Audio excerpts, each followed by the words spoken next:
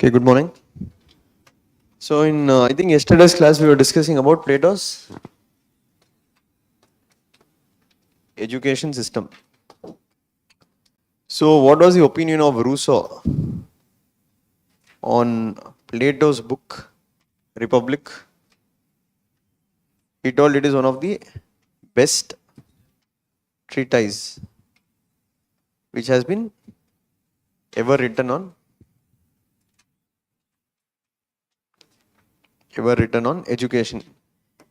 And also, if you remember, we told Plato combined the education system of Sparta and Athens. So in Sparta, largely it was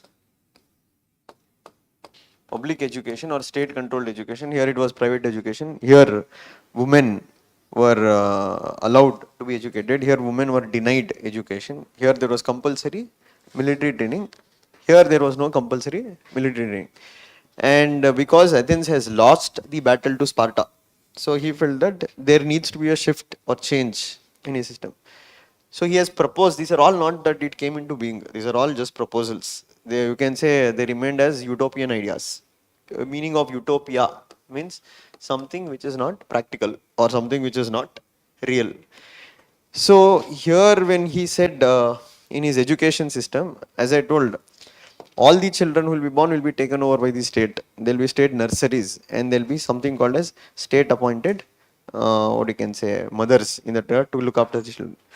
Now in his education system, one there is pre-primary 0 to 5 years. So when you look at his education system, what he's trying to say is that there is one more advantage of state controlled education. So what is the advantage of state controlled education? For Plato, now whatever the students will read or whatever the children will read, everything will be controlled by the state. So you can through education control how people think. So you can create what? Ideal citizens. So you can inculcate behavior into them to what? To respect the state, etc. So that is the other advantage also of having state control education. I mean state will decide which subject, what you will read, etc. So in 0 to 5, he told music should be introduced to children. Then he said gymnastic should be introduced to them. Then moral stories have to be told. He told music, why? Because he says music brings exercise of mind. Gymnasium brings what? Exercise of body. And moral stories in that regard, it brings a strong character building. So that is why you can say that he told moral stories should be there where you build strong moral characters within individuals. Now this after this there will be second round of education system that we can call as the primary and secondary. It is from 5 to 18. So here basically now subjects such as mathematics, science, philosophy, this will be introduced to the students. At the age of 18, there will be an exam. So if you pass in the exam,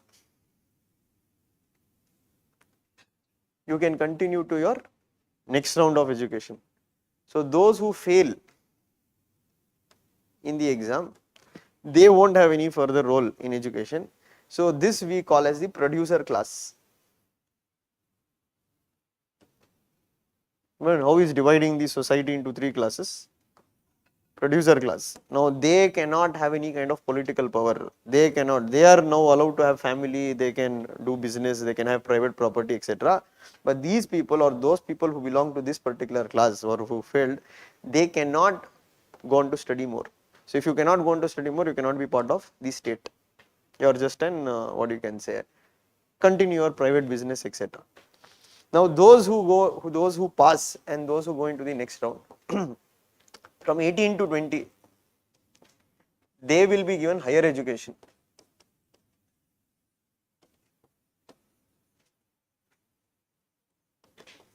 Now here there will be compulsory military education in this age, and now there will be a second test. So those who pass this test, they will go into the further education. Or those who fail here, they will become form part of what? The guardian class, or what you can say the soldier class. So basically their job is to what? Be part of military and try to do the military functions. And only these who are remaining, they can continue their further education.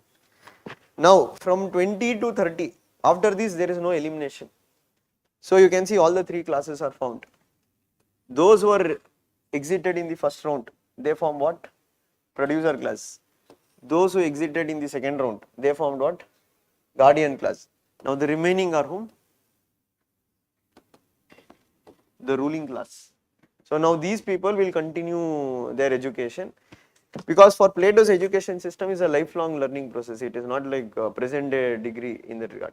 So 20 to 35, they will be taught subjects such as dialectics, philosophy, and from 35 to 50, basically they will be given practical training that is required. Means you can say in present day terms, on field training. At age of 50, now whoever are remaining in the ruling class, among them one fellow will be eligible to become what? The philosopher king. He will be chosen to be what? The philosopher king. Now this is where you need to connect to the second idea, that is what? Plato's influence of Socrates. So when you look at Plato, Plato has written three important books. What are the three important books? The Republic, this is the first book he wrote. Laws and Statesmen. Now his information about his what you can say education is found in his book Republic. So when we say Plato, the Plato's thinking, how is it has been framed? He has been influenced by various people. It is not only Socrates. There are many people in, but Socrates' imprint is more on Plato. So when you look at certain people who have introduced Plato, how his thinking has built. One is Pythagoras. So he said that idea is the chief essence behind material things. In a simple sense, to understand, there are two schools in political philosophy. One school we call it as idealism. The other school we call as materialism. So you take Pythagoras, Plato, Socrates, they all belong to the school of idealism. If you take Karl Marx, he belongs to the school of materialism. Now what is the difference between idealism and materialism? The school of idealism believes that ideas are more important than matter. Matter does not have any kind of permanence, and matters are not the truth. You have to go beyond ideas. So what do we mean by that? For example, now if you take, this is a chair. This is a chair, right? So how do you identify this is a chair?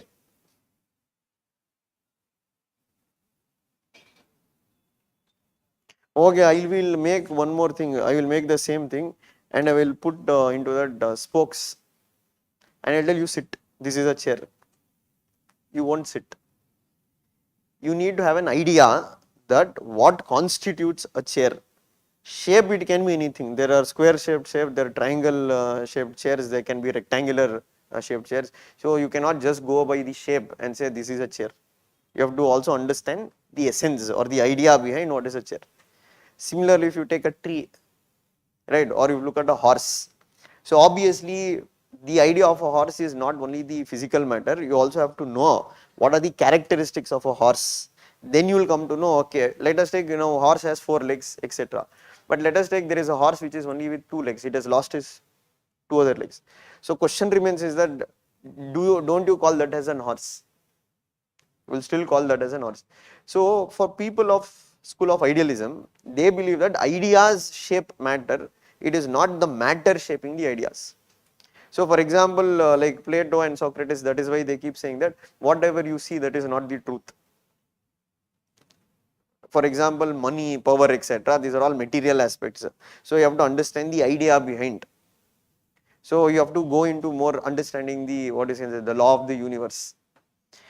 So that is why we say this is bit of philosophical or metaphysical. But if you take Karl Marx in that regard, he does not believe all that. So for example, if you take God, can you see God? It's an idea. Have you seen God? It's an idea in that regard. So the question is that you can say in school of idealism in that regard, the idea of God in that regard, it brings changes in the world, etc. But for people like Karl Marx, he says that it is not that God has created the world, the idea of God came into through material conditions of people, in the sense. So he says that it is not God who created man. For Karl Marx, it is man who has created God. So what Marx says that when people started living in earth, when they started facing natural disasters, etc., they didn't have an answer to it, how to face it, and they needed something to cling on to, and that is why they created God. Or he says that capitalism in that regard, it wanted to continue its domination, and in one way it continued to enforce what? Using religion as a tool. So even if you take caste system in India, one way to look at caste system, you can say how caste system came into being. When you look at the school of idealism, you can say that it's an idea. Like you can say Manu said that what? One person is born from the head of Brahma, the other person is born from foot of Brahma. That's an idea. But if you look from a Marxist perspective in that regard, how caste came into being, people started living, and over a period of time they started doing work. Each one of a person started becoming doing one particular work, and over a period of time you started identifying them as what? You belong to this particular caste, and over a period of time, what you can say, the idea emerged that what? Okay, we can segregate people into caste. So the school of idealism believes that idea is superior to matter. The school of materialism believes that matter is superior to idea. So if you go by Marx, you're rich or you're poor, how you can determine? Basically money. You have money, you are rich. You don't have money, you are poor in that regard. So you can, in idealism, what you can say that money is not permanent. I am rich in spiritual ideas. Even I feel that I am rich today, etc. So Marx does not believe in ideal things. He says we have to go by material conditions.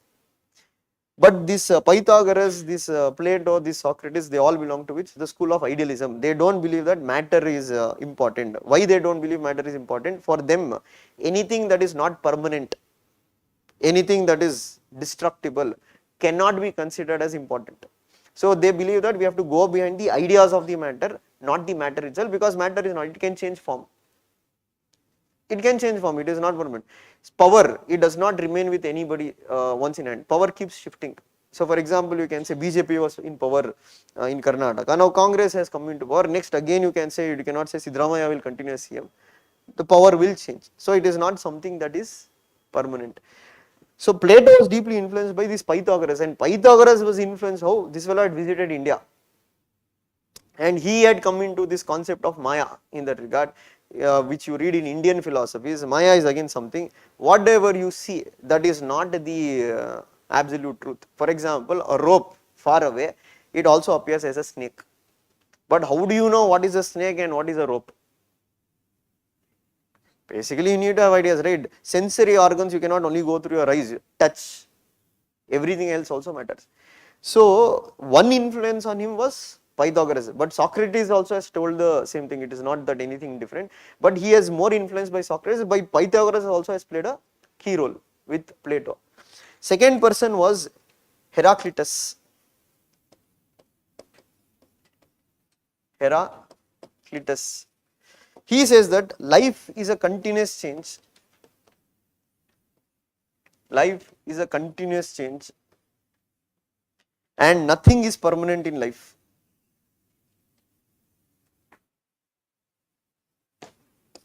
So, in your life, what has been permanent throughout your life?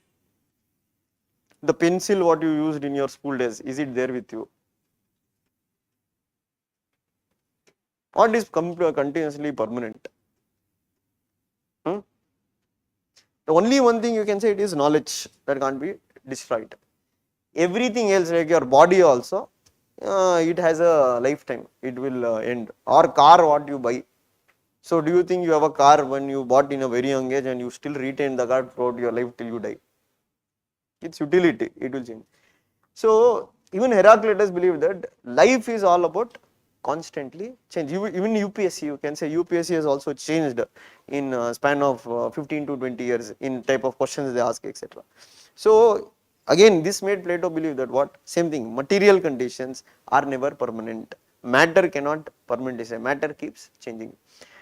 But if you take human body can die, but human soul cannot die. So they were more into what? Understanding not the world of matter, they were more interested in understanding the world of ideas.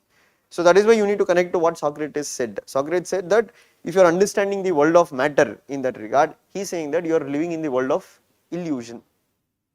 That is what the concept of Maya is also. If you are running behind money, if you are running behind, let us take, I don't know, for example, now you want to become IAS. Why you want to become IAS? See, ultimately that also depends upon what is your idea. So if you are telling I become IAS, then I'll get good girl for marry, then my life will settle, I can ask, my status in society will improve. Maybe true that, see, again it depends on which school you think you belong to. So if you are a materialist, you might say, yeah, money is important for me. But that is what this Socrates and Plato says, that these kind of things cannot buy happiness. If you take Alexander the Great, after his death, what did he say? He said his body has to be carried by 4 doctors. He told all the money should, what is he's earned, should be thrown on the streets, gold coins. Why? Because he wanted to make people understand, no matter how much ever rich you are, after you die, you cannot take the material world with you.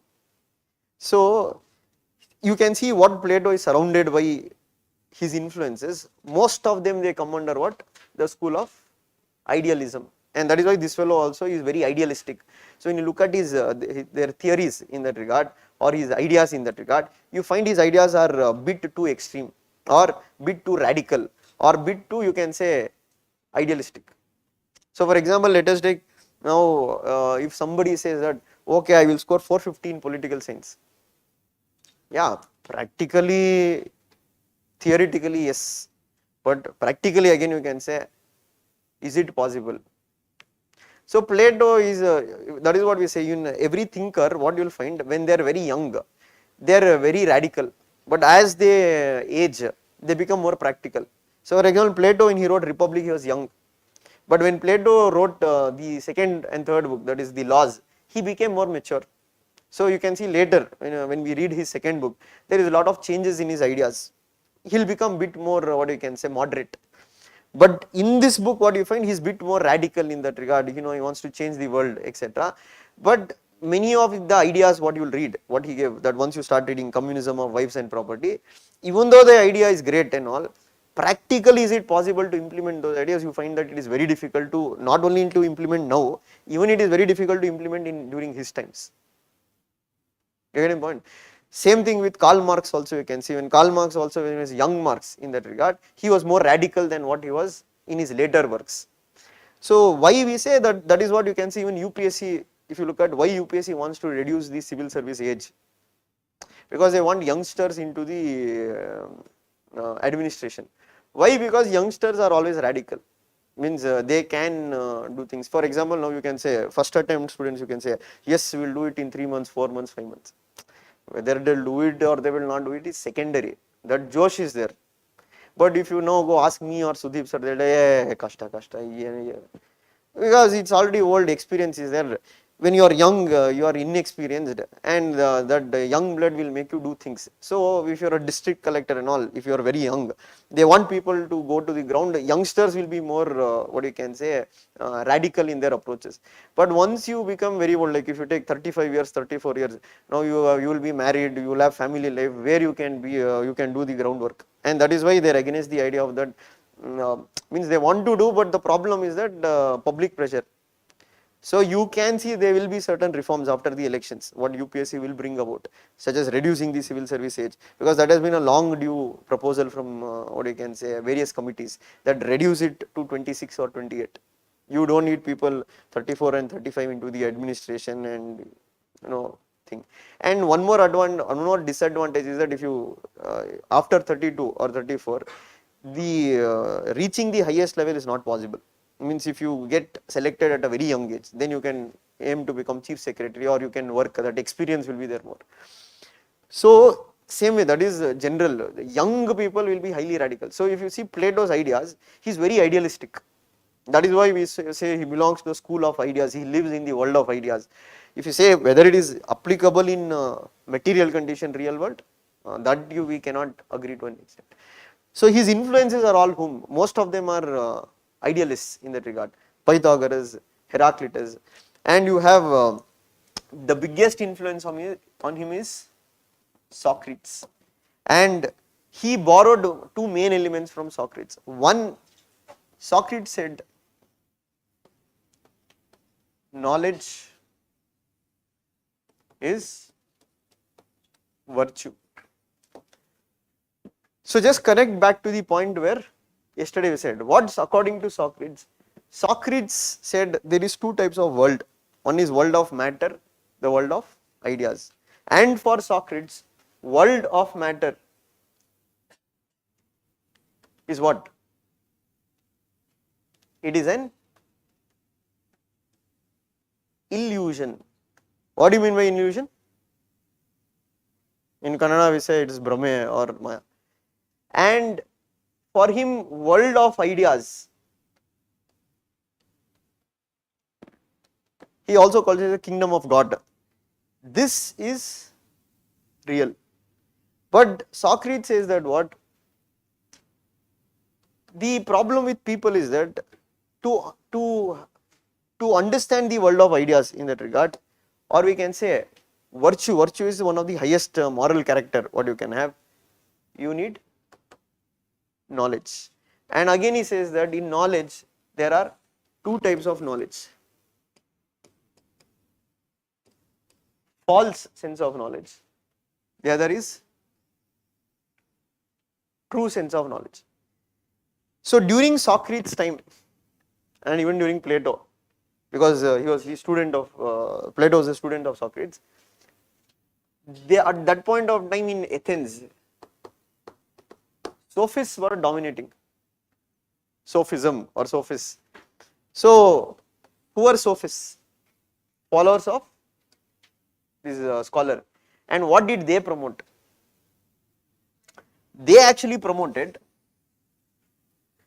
materialism. Their teachings were what? So in even in Hindu philosophy, if you take Lokyata philosophy or Charvakas, what we say. So what is their philosophy? In history you have read, na? I think ancient history is done. So Charvakas or Lokyatas, there are 6 philosophical school of thoughts, right, in Hindu philosophy. Mimamsa, what is that, yoga, okay. So there is this thing called as Lokyata or Charvaka. What do they believe in? Nothing is permanent. Lokyatas will commit suicide. So they completely believe in materialism. They don't believe there is nothing called as karma or good or bad. They say you have to enjoy life. Don't worry about your actions. Don't think about what is right or what is wrong. They tell you are more important. And what is real, as long what you see, what you touch, that is real. Don't think about God and all. Can you see God? They say you cannot see God, so God is not real. Is there, what is that, heaven and hell? They say, have you, anybody has gone to heaven or anybody has gone to hell? See, Charvakas, they believe what you see, that is the truth. What you touch, that is the truth. Yeah, money, you need money to be happy. Like if you have seen KGF movie, KGF movie also materialism is there. What? There's a dialogue where the mother says that, yes, money, what you can say, if you don't have money, you cannot die peacefully also. So you can see in KGF also can understand it is more based on materialism, material well-being. So for example, he says that greed is good. Why greed is good? If only you are greedy, then enough you are ready to work. And Lokyata says that this means this material is what they say, that those who can't perform, etc., they use the escapism as we don't need money to be happy, we can be happy without money. But Lokyata is not like that. They believe you need money to be happy, you need power to be happy, you need to have power to have money. So they are telling don't worry about right or wrong, just look at what is your benefit. Sophists also belongs to the same tradition. That's why I told there's a lot of parallel between the Hindu political thought and the Greek political philosophy. Sophists are similar to Lokyata philosophy. They also taught the same thing to their students, that what matter is important, ideas are not important. They taught them the art of garnering power. They taught them the skills of how to get power, how to make money, and they told money is important, and their education system was also private education. Means they taught in exchange of money. So Socrates was against sophists, because he called them what they were teaching, false knowledge. So false knowledge leads to you to live in this world of illusion. And for Socrates, virtue. So if you go by false knowledge in that regard, you won't be a virtuous person. Why you won't be a virtuous person? You don't believe in the concept of right or wrong. You only believe in the concept of what? Self-serving. Plain and simple, whatever is good for me, I am going to do. But for what is this? Socrates, if you have true knowledge, then you will be interested in world of ideas, not world of matter, and that is why he told knowledge will bring. So you won't run behind money, you won't run behind power. You will understand the purpose of life, human life is happiness. So as we say, money sometimes cannot buy happiness. Money can buy you luxury. Yeah, mind, money can buy you material benefits, but money alone cannot buy you happiness. For example, now you can pay somebody and say that you act like my mother. Let us say you are an orphan, you pay somebody and tell you please give me motherly love. The person who is going to take that money might show you love, that will not be something which is natural, etc. As long as you give them money, they will show you that love. Plain and simple, na? Material wealth. So that is what we say. If you are going to marry before you become an IS. Why? After you become an IS, what is the guarantee that person is marrying you for what you are, or not for what is the post you are holding? So maybe the marriage is not between you and the person, the marriage is between the post and the person. KPSU, I think you would have heard stories, right? In 2011, when they cancelled it, many people had got engaged. Engagement broke away. Why? Because their post also went. No, that is true. You go and ask in 2011 batch, many people had got engaged after the results because the government did not accept the list. They cancelled the list. Then many engagements broke. So it's an indication what the person was not marrying for what you are, your inner qualities. They are marrying you for what is the position you hold. That is what we say. We are moving also in a material world. So obviously today also we can say that people, now why they go behind DK Shivakumar? Why not you? It is money, simple. If you have money, everything will follow. Anna, Jai, Yuru, King, etc. Plain and simple. You have, if DK Shivakumar didn't have money, now same people have told Rowdy, no. As long as you have money, people will cover up everything else. You don't have money, people will look at West and Maga on yen madtane. Plain simple, that is what material wealth. Same person, you take one person, you compare it to another person, let us say other person might be virtuous. But problem is what? Money. Elections also plain and simple, right? If you take Indian Lok Sabha, 88% of India's MPs are crorepathies. So what Socrates is saying that when you are in the world of illusion in that regard, you run behind material things, and that is what we say materialism. We are living in a materialistic society. How a materialistic? I am not excluding me, including me. For example, let us say, no, this fellow get first rank tomorrow. Now he is just a normal student. Let us think he'll come and meet me 2-3 times. Let us say I don't have time. You go and you come sometime later. Next time he'll get first rank and he'll call me, sir, can I meet you? Hey, first you come here. Rest is right. Why? Same person, same person yesterday without a rank, same person today with a rank. Status changes. Why that status changes? It is because he is now first rank. Now what is the use for me of his being first rank? Okay, Raja, please come to the class and you tell students I helped you a lot. Now this will come, sir, helped me a lot, I got first rank. Students are also materialistic. The same students till yesterday, faculty ಹತ್ರ ಹೋಗೋದಾ ಬೇಡವಾ? Now this fellow told, no, he's got first rank, ಅವನು ಏನಾದರೂ ಆಗಿರ್ಬೋದು, ಅವ್ರ ಹತ್ರನೇ ಹೋಗ್ಬೇಕು ನಾವು coaching. Whether he has really come for coaching or not come for coaching is secondary. ಅವನು ಹೇಳ್ದ ಮುಗೀತು. So that is what we say, we live in a material world. In material world, what matters? Status, power, etc. That is what sophists inculcated to their students. But what this Socrates told, he told what? No, that is not true knowledge, that is false sense of knowledge, because you are living in a world of illusion. So what is the illusion? Everybody is running behind power and money. Plain and simple. Now why will come and tell this is first rank? Let us think, this fellow came first rank in FDA exam. He got first rank in FDA exam, not IAS exam. I don't have any use of him. Manda ಒಳ್ಳೆದು sweet ಕೊಡು ಹೋಗು. He came first rank in UPSC, then it matters to me because my danda will run on that.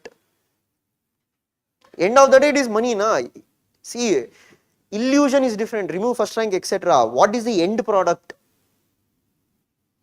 If you remove all the masks, what is the end product? It's money, end of the day. That's what I'm telling you. I'm being brutally honest. End product is money. Plain and simple. So what Socrates told, when end products become money and you run behind this illusion in that regard, you will it will blur between the lines between what is right and what is wrong. Means what sophists promoted, that you can do anything for money. And that is when you run behind only for money, the moral standards will start coming down. So for him, the money, or now for him, you are coming for coaching. Let us think, after first rank he came, you came for coaching here. What is your end goal? Your end goal is power. You need power. Why do you need power? Like some fellow will be in their family, they would have what you can say, told them you are waste fellow. Now that fellow wants to prove a point. How to prove a point? Tomorrow if he becomes IAS, now family members will change. Relatives are also like that, right? Now you are in first year or second year, okay. First year they will be excited, oh UPSC varied. Half of them relatives will be inside, they will be different, right? They will think waste fellow won't clear. Anyway, let us not say anything now. 2 years you don't clear anything, they will tell we know first only waste fellow. You went to UPSC, their parents didn't understand. Time pass they did. Suppose you see after 3-4 attempts, you cleared the exam. Then their opinion will tell, from first only we knew this fellow is brilliant. That's what we say, success has many fathers. Failure is an orphan. That is true. Have you seen, now including me, have you seen any faculty posting, this many students failed after taking our course? Nobody will post it. Everybody will post, 3 students passed in our course. 97 students have failed in the course. Why? Because we don't want to claim failure, we only want to claim success. So this fellow told the whole world is running like that. Now where they are connecting the dots? They are connecting the dots, or Plato is connecting the dot. Why in Athens there was a lot of corruption, nepotism, favoritism? They didn't have true knowledge. Since they didn't have true knowledge, they were running behind what? World of matter. And that is why Socrates opposed sophists in that regard. And Socrates told knowledge is virtue, and he told true meaning of happiness can be only realized if you are able to understand the world of ideas. To understand world of ideas, you need knowledge or strong reasoning power. Now this will connect with Plato now. Now these were the influences which were there, but Socrates is an huge influence on Plato, and Plato has also borrowed the technique of dialectics. Dialectics is a process of arriving at the truth. So as I said, for Socrates, truth can be only arrived through discussion.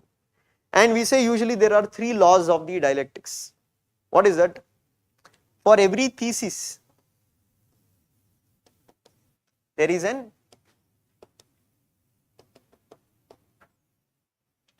antithesis.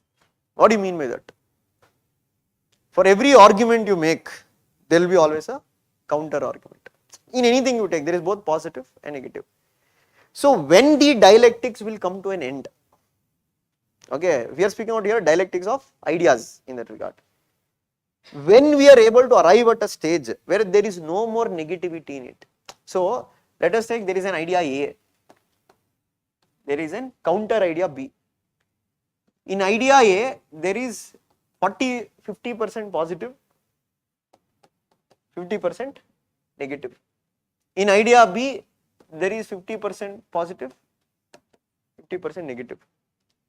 The law of dialectics says that for every argument, there is a counter, for every thesis, there is antithesis. And when there is, second one we say there is negation of negation, means when two ideas will mix or they debate, the negative will decrease, a newer idea will come. So this will keep happening till when?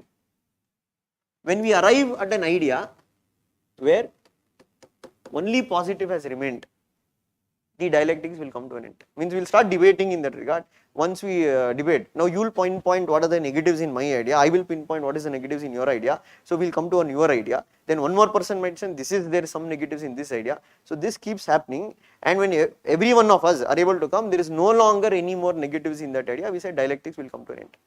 That we call it as what? Synthesis. You understand how dialectics happen? Thesis, antithesis, synthesis. But if there is negativity in synthesis, that itself becomes a thesis. Again there is an antithesis, again there is synthesis. Thesis, antithesis, synthesis. When the synthesis will come to an end? When no more negativity, negation of negation. When quantity changes into quality. Means what do you mean by that? Quantity means what? 50% good, 60% good, 70% good. But you arrive at a stage where there is no more additional positive to be added. Now we can say that is a qualitative shift. So Socrates, he said that dialogues and debates are the way to arrive at truth. So this Plato was influenced. So in his book Republic, you see that when he gives the idea of justice, he uses dialectics to arrive at the idea of justice. So this has been this, what is that? Education, knowledge, virtue, dialectics has been huge influence of Socrates on whom? On Plato. So you can see the methodology what Plato has used to arrive at justice is borrowed from Socrates. Now, where this fellow will apply these concepts in his theory? Now we have to come back to the stage where we told the education will be completed. Now that ruling class who are here, I don't know, ruling class are there. Now one fellow in that can become Philosopher King. Not all. One fellow in that will become Philosopher King. Now your doubt will come is that how that will happen, because all of them are eligible. This is where what he says that since the education system what they have included is to identify who has that true knowledge. Why he tells like that? This is where we connect the second theory called as theory of soul. So I don't know, Plato is an idealist and is influenced by Pythagoras, Socrates, etc. So he says that human body represents matter and human soul, it represents the ideas. Body can be destroyed, soul cannot be destroyed. And why we say this Plato comes under political philosophy, that's what I told. Can you scientifically prove there is soul, etc.? It can't be scientifically proved. So this is all what you can say his metaphysical aspects, what he is speaking on.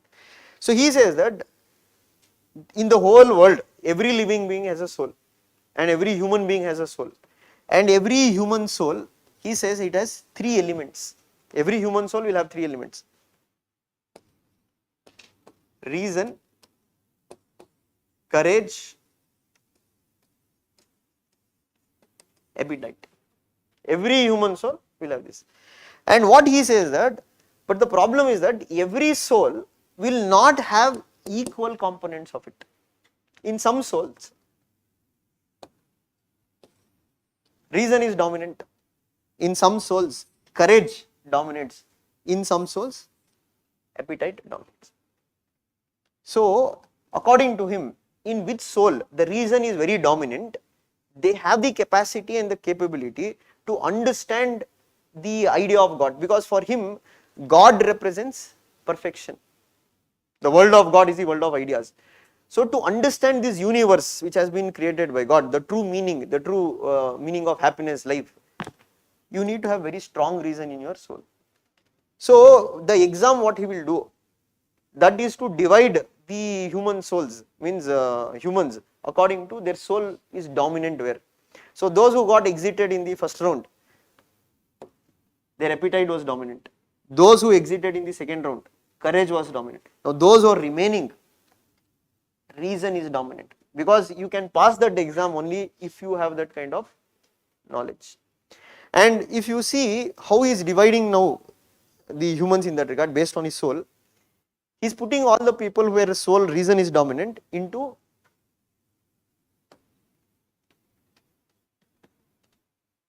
ruling class.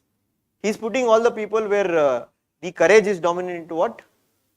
The guardian, or the, we can call soldier class, because the ruling class and soldier class together they are called as guardian class.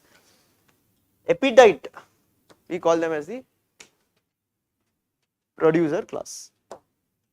So one more similarity you find like Indian political thought, how in our Varna system we have classified the society into four types.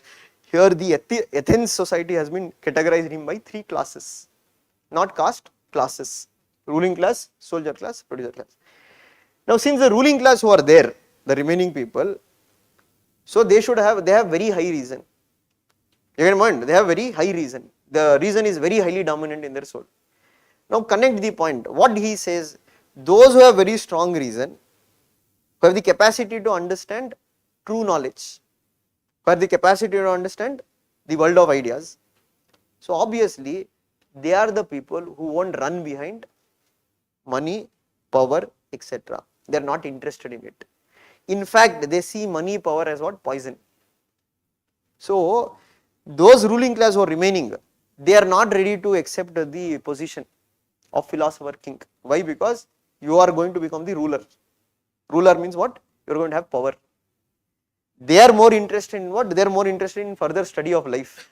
So the people will have to request any one of them to make a sacrifice, to stop their furthermore studies and take up the responsibility of ruling Athens. So he says that here ruler is one who is not aspiring for power, a ruler is one here who is actually not interested in power, but is forced to take up that power because on the request of others.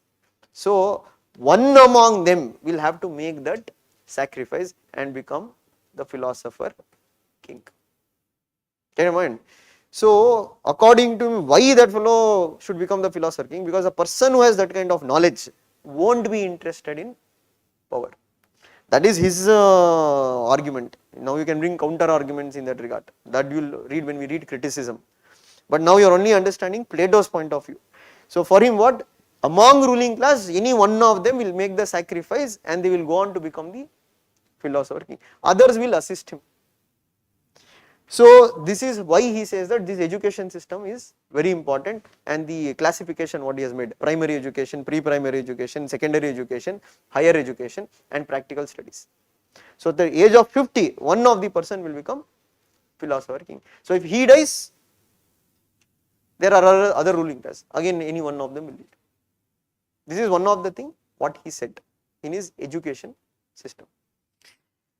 Now we will come into the analysis of education system much later. First we will go into his major theories. Now second theory, that is what knowledge is important, education is important. He also explains what Socrates told. This fellow will also explain the same thing, but he will explain it better through giving an example. That is only called as Allegory of caves. This you can also call Plato's theory of forms. There is a quote of Plato. What he says, reality is the shadow. What is it? Reality is the shadow of idea.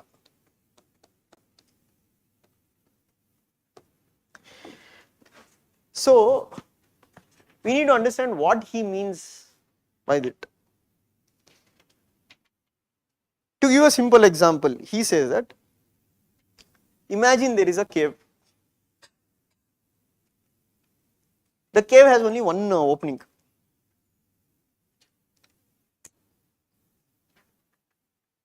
There is only one opening. This is the only opening through which sunlight can enter the cave. There are three people. Take prisoners who are born in this cave. They have never been to the outside world. Their whole world is this cave. And they have never gone outside the cave. There is a fire which has been lit inside. The cave is dark. And their back, they are facing their back towards the opening of this cave. And they are all tied. They cannot go outside the cave. And they have never been outside the cave. Now, whenever here, let us take a bird will fly or a tree will sway, that reflection is reflected here. The shapes. Now these people are looking at the wall of the cave. On the wall of the cave, different shapes are coming. Looking at those shapes, they are making their own assumption. Let us think, a crow flew behind. They will think there maybe it's some huge animal which has gone behind, because they are not looking at outside now. One day what will happen? One of the person is able to loosen the chain and he escapes towards the light and he goes outside the cave. Now he will realize that the world is very different. So as now what I thought it was something else, now he comes to see. What he is trying to explain here is that he is trying to say these three people who are there, the cave represents ignorance, darkness. So he says that people who are running behind world of matter are ignorant. They think whatever they are seeing here, that is the reality. In fact, that is not the reality. It is just the shadow of the idea. To understand the idea, you need to come outside the cave. Light represents knowledge, true knowledge. When this fellow goes outside and he comes back and tells them, all these years we are buffoons, we thought this is the truth. These two people are not ready to listen. The chain represents ignorance. You are not ready to come out of your ignorance. It is holding you behind. But once you come out of your ignorance, once you come towards light, that is true knowledge, then you will realize that what all this time what I was seeing, this is nothing but shadows of the reality. It is not the reality. So for him, material world is nothing but a shadow. It's not the reality. You are making your own assumptions. And for him, that is why he says knowledge is important. Only when you have that kind of true knowledge, it is possible for you to what? Understand the reality of the world, or what can say the world of ideas. And that is why he says that every human soul cannot do it. Only in those souls where reason is in abundance in that regard, only those souls can understand the the world of ideas or the world of God. So from this what you understood, go back to one of the feature what you took down of Greek political thought, that inequality is natural. Means every human soul does not have the capacity to develop knowledge. So that is why I say one of the essential features of the Greek political thought, even Aristotle when you read, when he says from hour of birth, some are born to rule, some are born to serve. He says every soul does not have abundance of reason. Only those souls which have abundance of reason, only they can understand. So for him, who should become a ruler? Not a one who has running behind the material world or was false sense or illusion of knowledge. For him, it should be one who has true knowledge. So that is why he designed his education system to identify who is that having the which soul is having true knowledge, and only those can become ruler. And what is his why he is doing like that? Because he feels that if such a person becomes a ruler, he is not attracted towards money, he is not attracted towards power, and obviously he is going to rule by what? With rationality. And that is why you connect back to what Socrates has also told. Do you want a ship to be driven by some Tom, Dick and Harry, or it should be driven by a person who has expertise in that knowledge? So that is why he told that theory of education, it's a logical connection to his theory of forms. You are understanding? All his theories are interconnected. They connect to the main thing, that what? Creation of the philosopher king. So this is what he said in his Allegory of Caves. So you don't need to read Allegory of Caves, that story and all. That is only for explanation purpose. Because in exam they won't ask write about Plato's Allegory of Caves. Even if they ask, you need to communicate the essence of the idea. What is the essence of the idea? Reality is the shadow of ideas. For Plato, just go on and explain. Plato was influenced by Socrates, and for Socrates there are two worlds: the world of illusion, the world of ideas. For him, world of matter represents illusion, world of ideas represents reality. And to understand the world of ideas, you need true knowledge. But people have false sense of knowledge. That is why they are running behind illusionary things. And this Plato was influenced, and that is why Plato gave the example of Allegory of Caves. When you want to write criticism part, you can bring Karl Marx, who rejects these views, saying that there is only world of matter, there is nothing called as world of ideas. Got the point? So you understand how he is connecting. Because of his theory of forms, he brought education system. Why he brought education system? To identify in which human soul, or to bring the classification of the society into three classes. Now, Plato is but overcautious. Why? When we said there is human soul, there are three elements in human soul. What are the three elements? Reason, appetite and courage. Let us say there is a soul like this Philosopher King, where reason is highly dominant. Reason is dominant, but does not mean that there is no appetite in him. There is still some small fraction of appetite. Reason is dominant, but we are not telling he is only filled with reason. There is a sense of appetite, because every human being will have some sense of appetite. So now he felt that what is the guarantee that this fellow tomorrow, after getting power, he might not change, because that small element of appetite is there. And he believed that what can be his weakness? He is knowledgeable, no doubt, but what can be his weakness? His family can be his weakness. Child can be his weakness. Like Dhritarashtra, blinded by the son, love for his son. Dhritarashtra was a king, but he got blinded by his love for his son, and rationality went away from his mind. Same thing, na? Even if you look at today the Indian National Congress as a party, why the party is declining? Plain and simple, it is blind love towards one person. Means it's not that Congress do not have other good leaders. There are a lot of good leaders within Congress, right? We cannot see BJP is only good party, Congress is bad party. It's not like everybody in BJP are good, everybody in Congress is good. Bad and good are everywhere. It's only a matter of identification.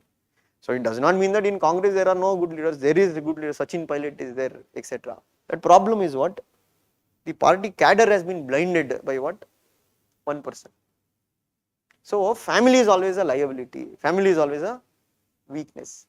So next what he did, these people, not only Philosopher King, even the soldier class who are there, they should not have any family. The soldier class and the ruling class, they should not have any family, because family can be one of the liability, because these are the two classes which are dealing with the affairs of the state. Producer class has no link with the affairs of the state. They cannot get political power, political position. In a simple sense, Plato's idea is what? If you decipher, those with economic power should not have political power, those with political power should not have access to economic power. He is completely separated. But if you look at today's politics, it is ulta, right? Those who have economic power have political power. If you have political power, you will get economic power. Plain and simple. If you apply the problem today in India and various parts of the world in that regard, in present day politics, what is the problem with present day politics? Plain and simple, to get political power, you have to have economic power. If you don't have economic power, you cannot get political power. That is only one in a few cases in that regard. You cannot take Tejasvi Surya as an example and say, sir, look sir, that fellow became an MP now, he was not so rich and all. That one in what you can say, a million, that kind of things can. But if you look at Indian Parliament, 88% of India's MPs are what? All are crorepathi's. Only here and there you can find some people who can win election on name. So for Plato, that was dangerous. Why that was dangerous? Plain and simple, why those people who have economic power, they need political power.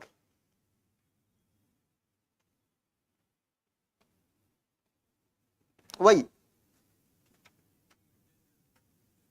Basically to maintain their business empire, to continue to be in power, and obviously to fight the next elections also you need money.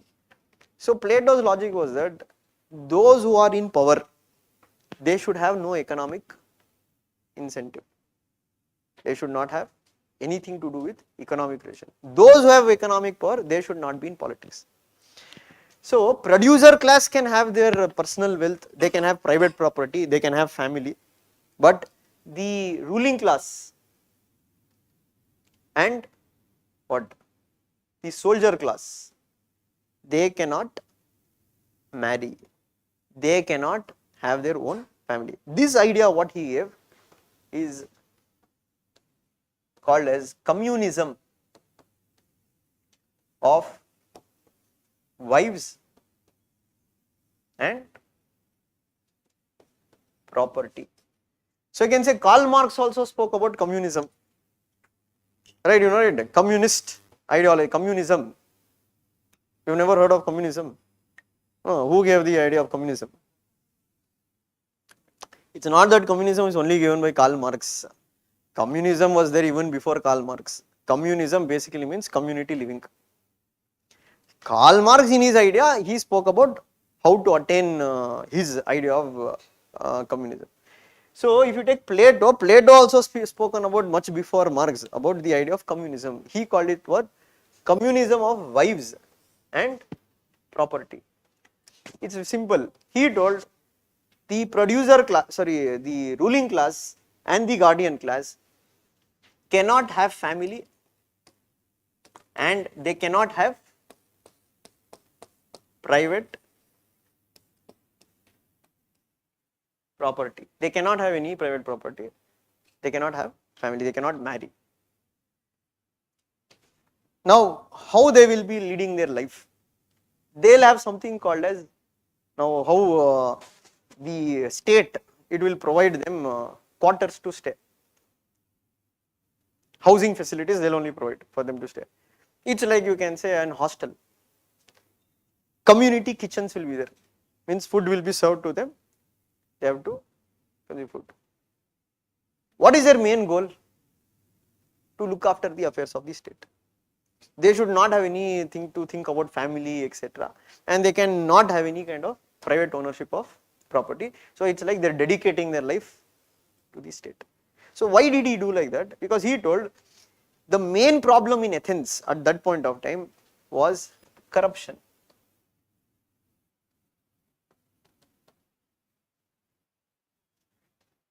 What is the root cause of corruption? One is there, one you are, first he has told now, when you don't have true sense of knowledge, you have false sense of knowledge, you will run behind material things. So you think that by making more money will be happy. For him that is, so that he has corrected through what? Education system. Now these people who are in produce what is that, ruling class and guardian class, to a certain degree courage and reason are dominant in them. But still both of them have appetite, na, small degree, to course correct that. For them what is that weakness? Family. If you have family, let us say you have children, etc., now you will worry about what your child should be well placed in life. Plain and simple. Now you see in government service, if you are there, you get the salary around 70,000. Let us say you become assistant commissioner, 70,000 salary will get. Now let us think you don't have wife, you don't have anybody, no, you have no family only. You don't know who your parents are, because babies will be taken away by the state. They'll be, you don't know who your parents are, you don't have brother, you don't have, all your brother is your community only. You don't have child also, you don't have. So what is the purpose of having money then? What will you do with it? But if you have a child in that regard, there is a huge incentive for you to what? Make sure that that child is well settled in life, etc. So there is an incentive for you to become corrupt. Plain now, you have to pay school fees, college fees.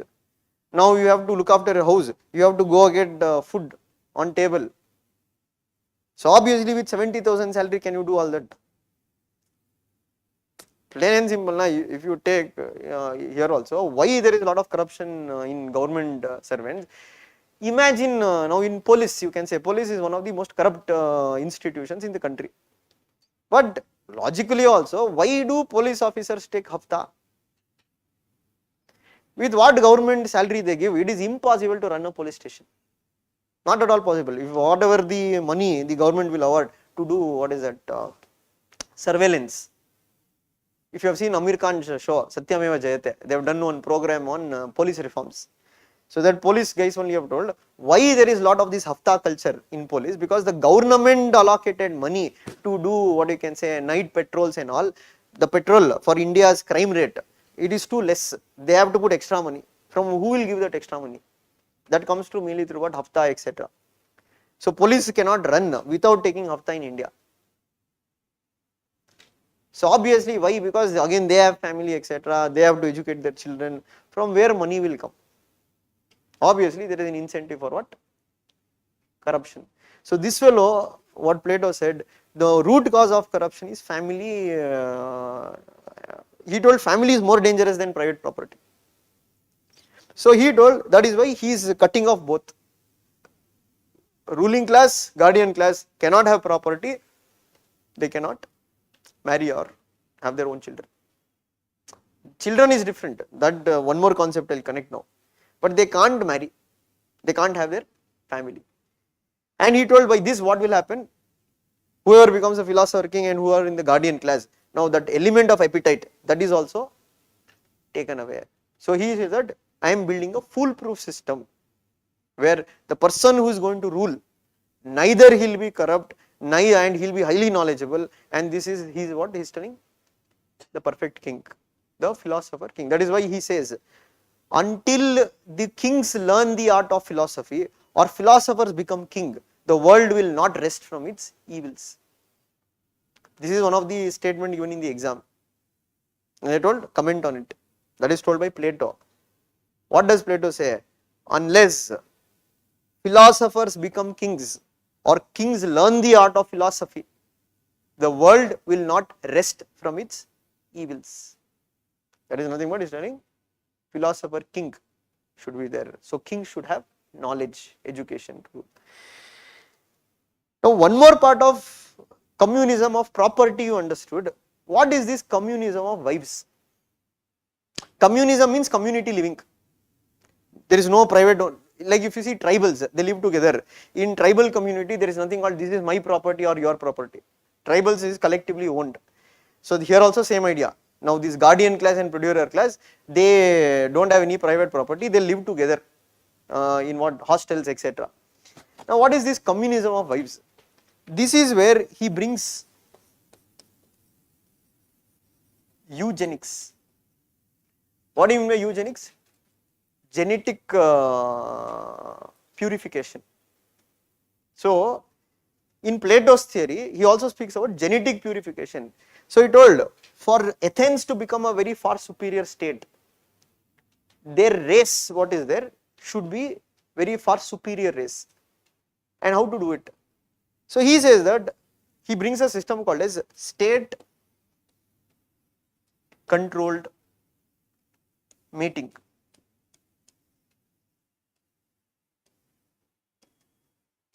So, what he says that the state will choose an what you can say able male and an able female, they have to mate and they have to produce offsprings. And why they have to mate? Because they are the best quality male and best quality female. If they produce offspring, what will happen? That offspring will be of superior quality. Same thing like if you see now dog breeding, they'll say champion dog has mated with champion one more female dog and this is a champion puppy.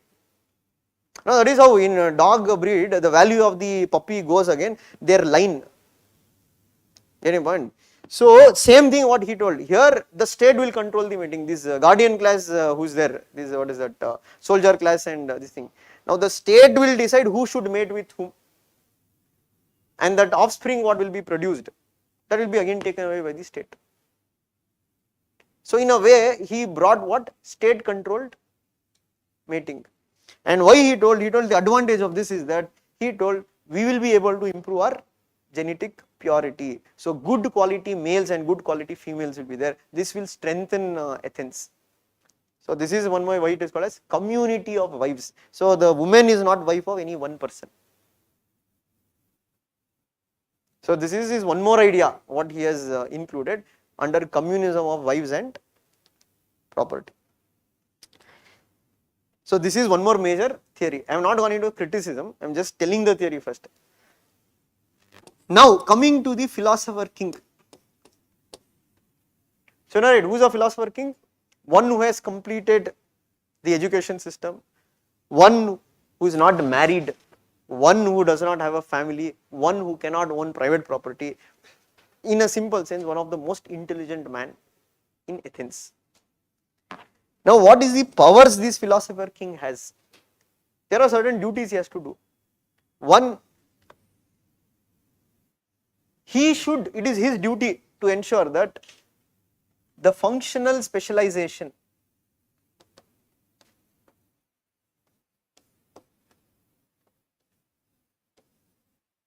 of the Greek society is preserved. What is functional specialization? He is dividing now the society into three classes. What are the three classes? Ruling class, the soldier class and the producer class.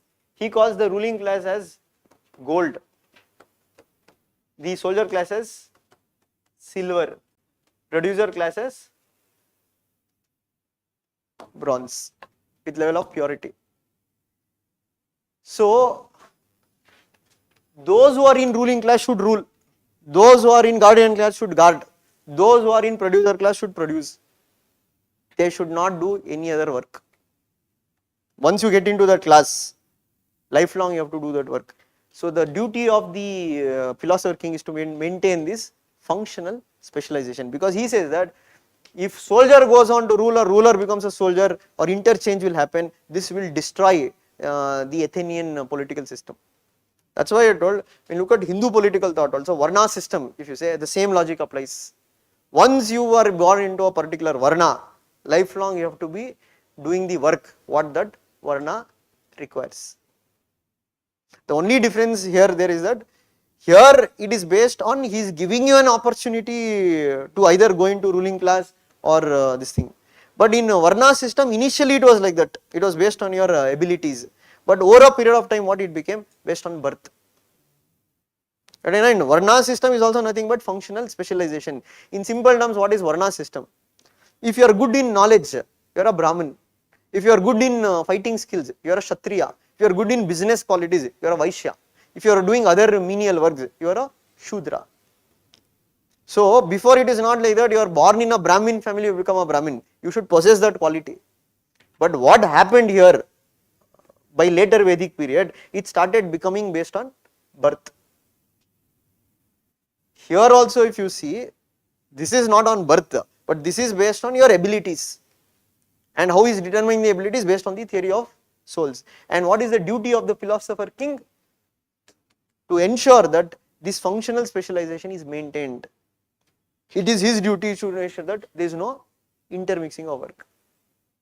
Second one, he says the philosopher king should not bring any changes in his education system. He has to preserve it and has to continue the same education system. And he says that the philosopher king is above the law, where Plato says no law or ordinance, no law or ordinance is mightier than the knowledge,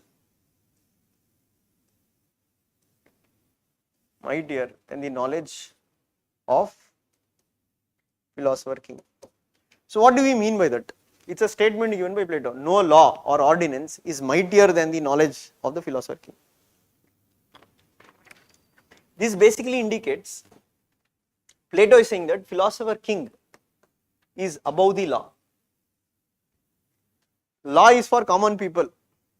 Law does not apply to philosopher king. Philosopher king can take decisions not according to what the law says, according to what his knowledge says. Currently, if you take in India, we have rule of law, right? What do you mean by rule of law? What do you mean by rule of law? You have read in fundamental rights, you come across rule of law. What do you mean by the idea of rule of law? Who is that everybody? It's not only citizens, even those who are in ruling positions, they are also bound by the law. The other meaning of rule of law also, you have to give punishment according to what the law says. You cannot give punishment according to what you want.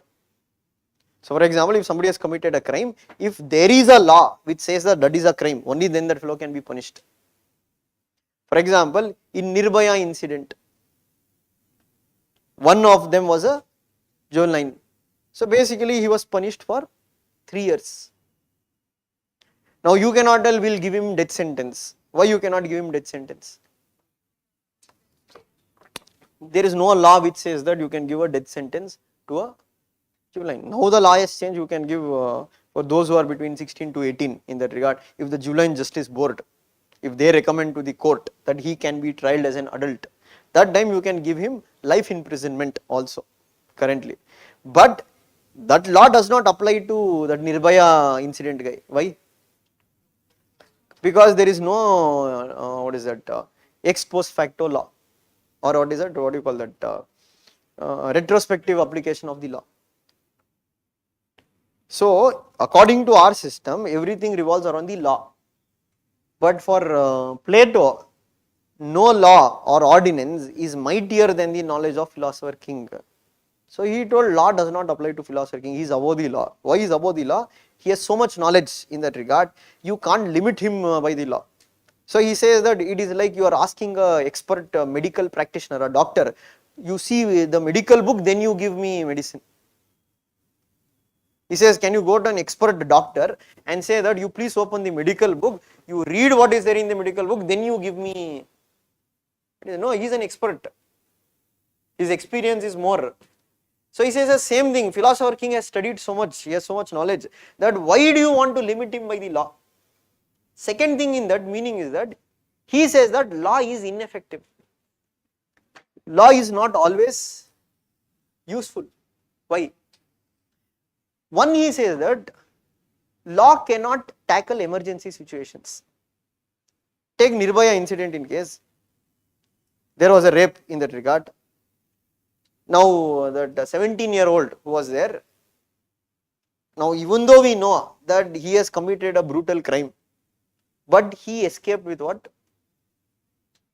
3 years of punishment, minimal punishment. Why? Because that is what the law was, right?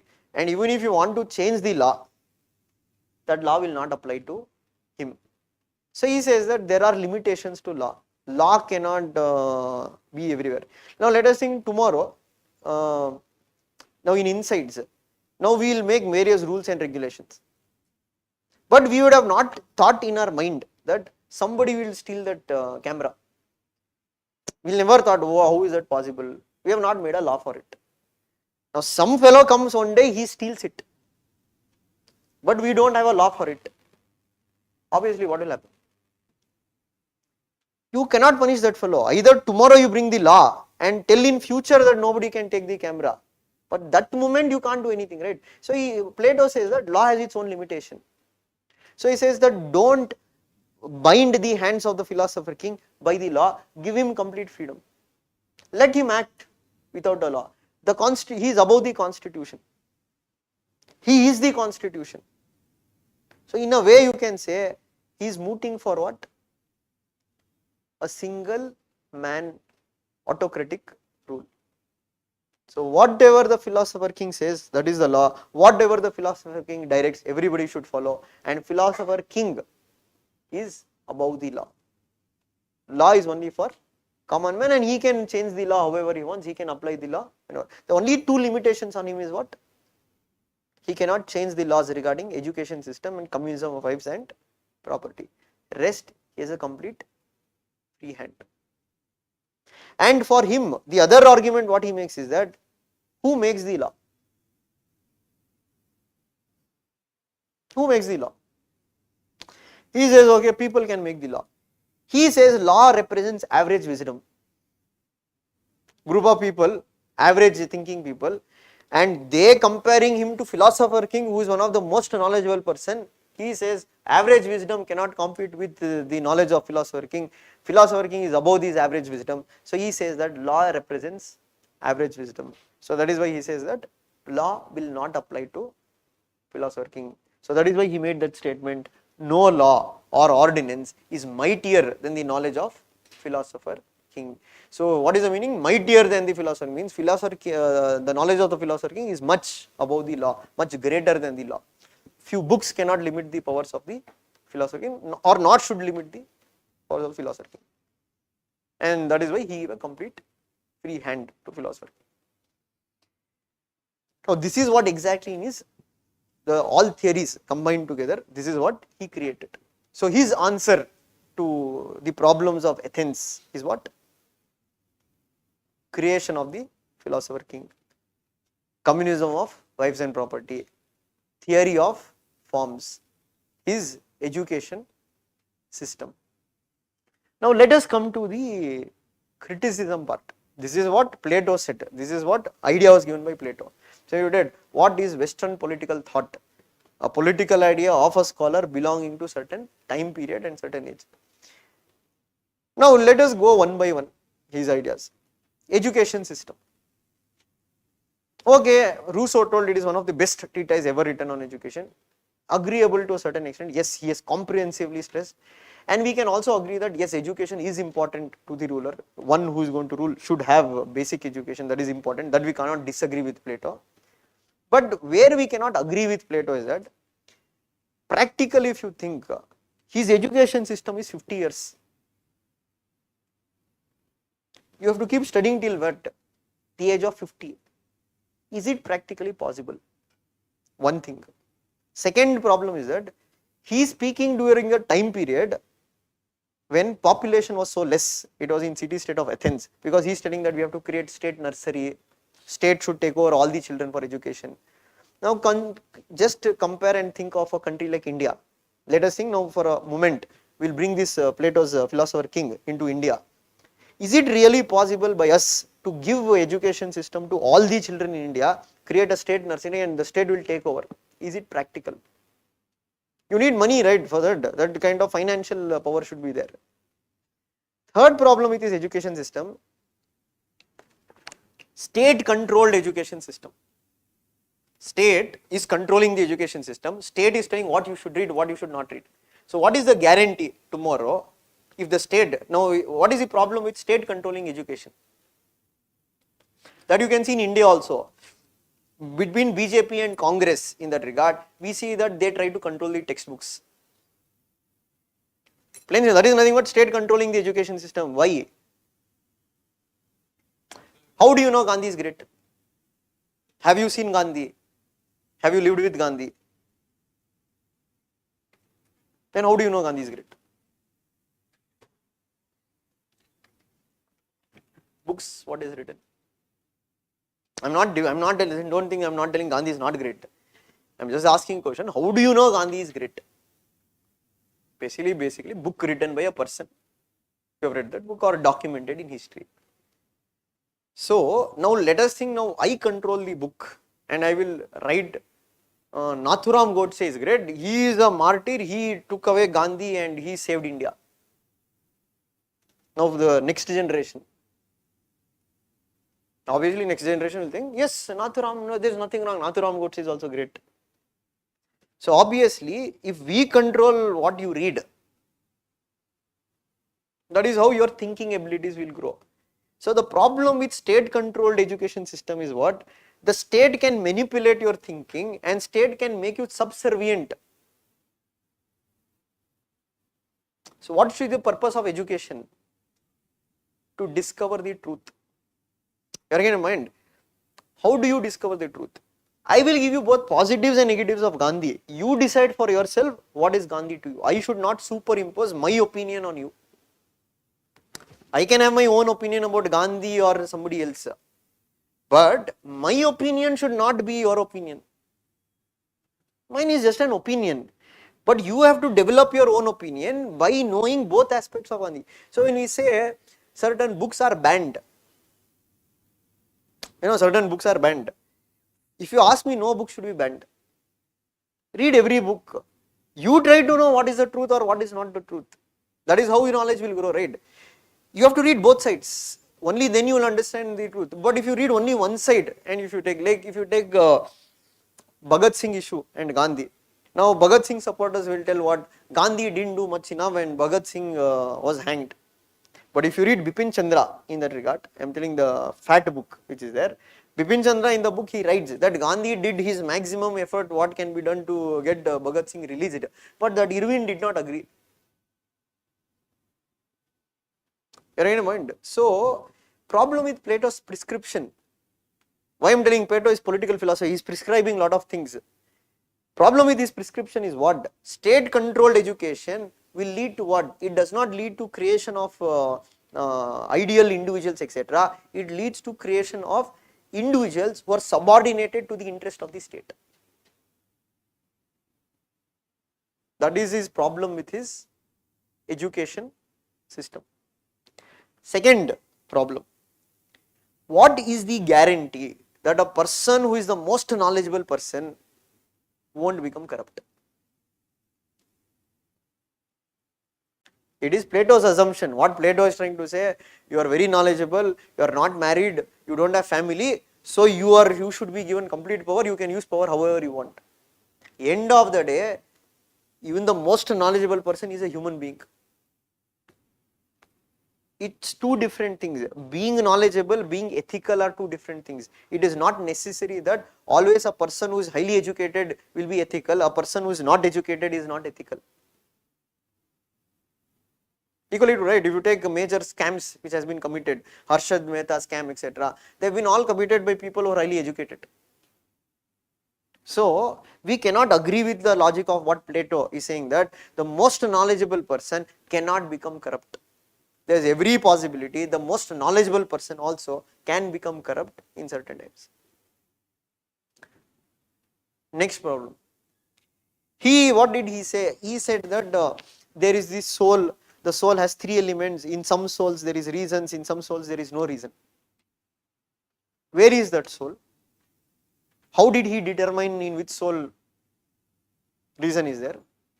Okay, maybe in some souls reason is not there, but is there a possibility that reason can grow later? He never speaks about that, right? He only told soul is there, in every soul there is three elements. So what some would suggest that Plato has invented this theory of souls to justify his theory and to justify the classification of society into three classes. If you look at Varna system in that regard in Indian societies, you can say Varna system might be created by those who are the dominant sections within the society to continue their domination by saying that okay, this is what God has said. Then Varna system has continued. Why? Because through Varna system you can continue the systematic domination or the privileged position.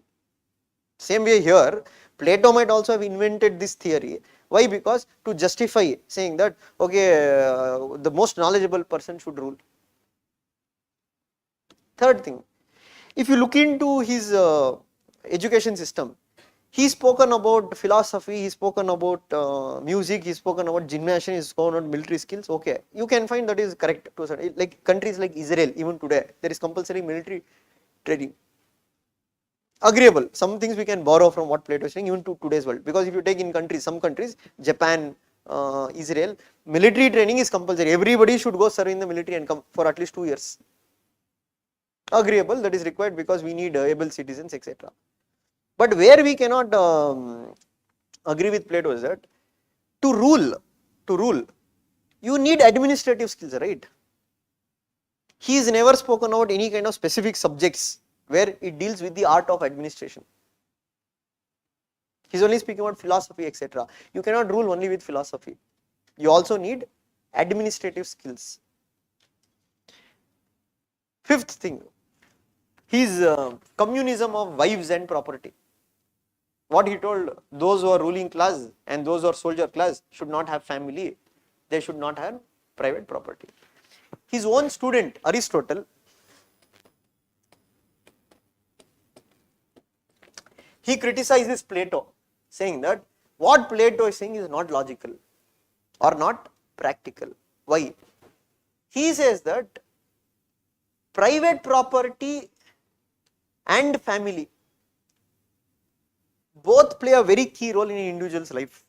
And he says that they are time tested institutions. Means what? For a very long human history these have existed.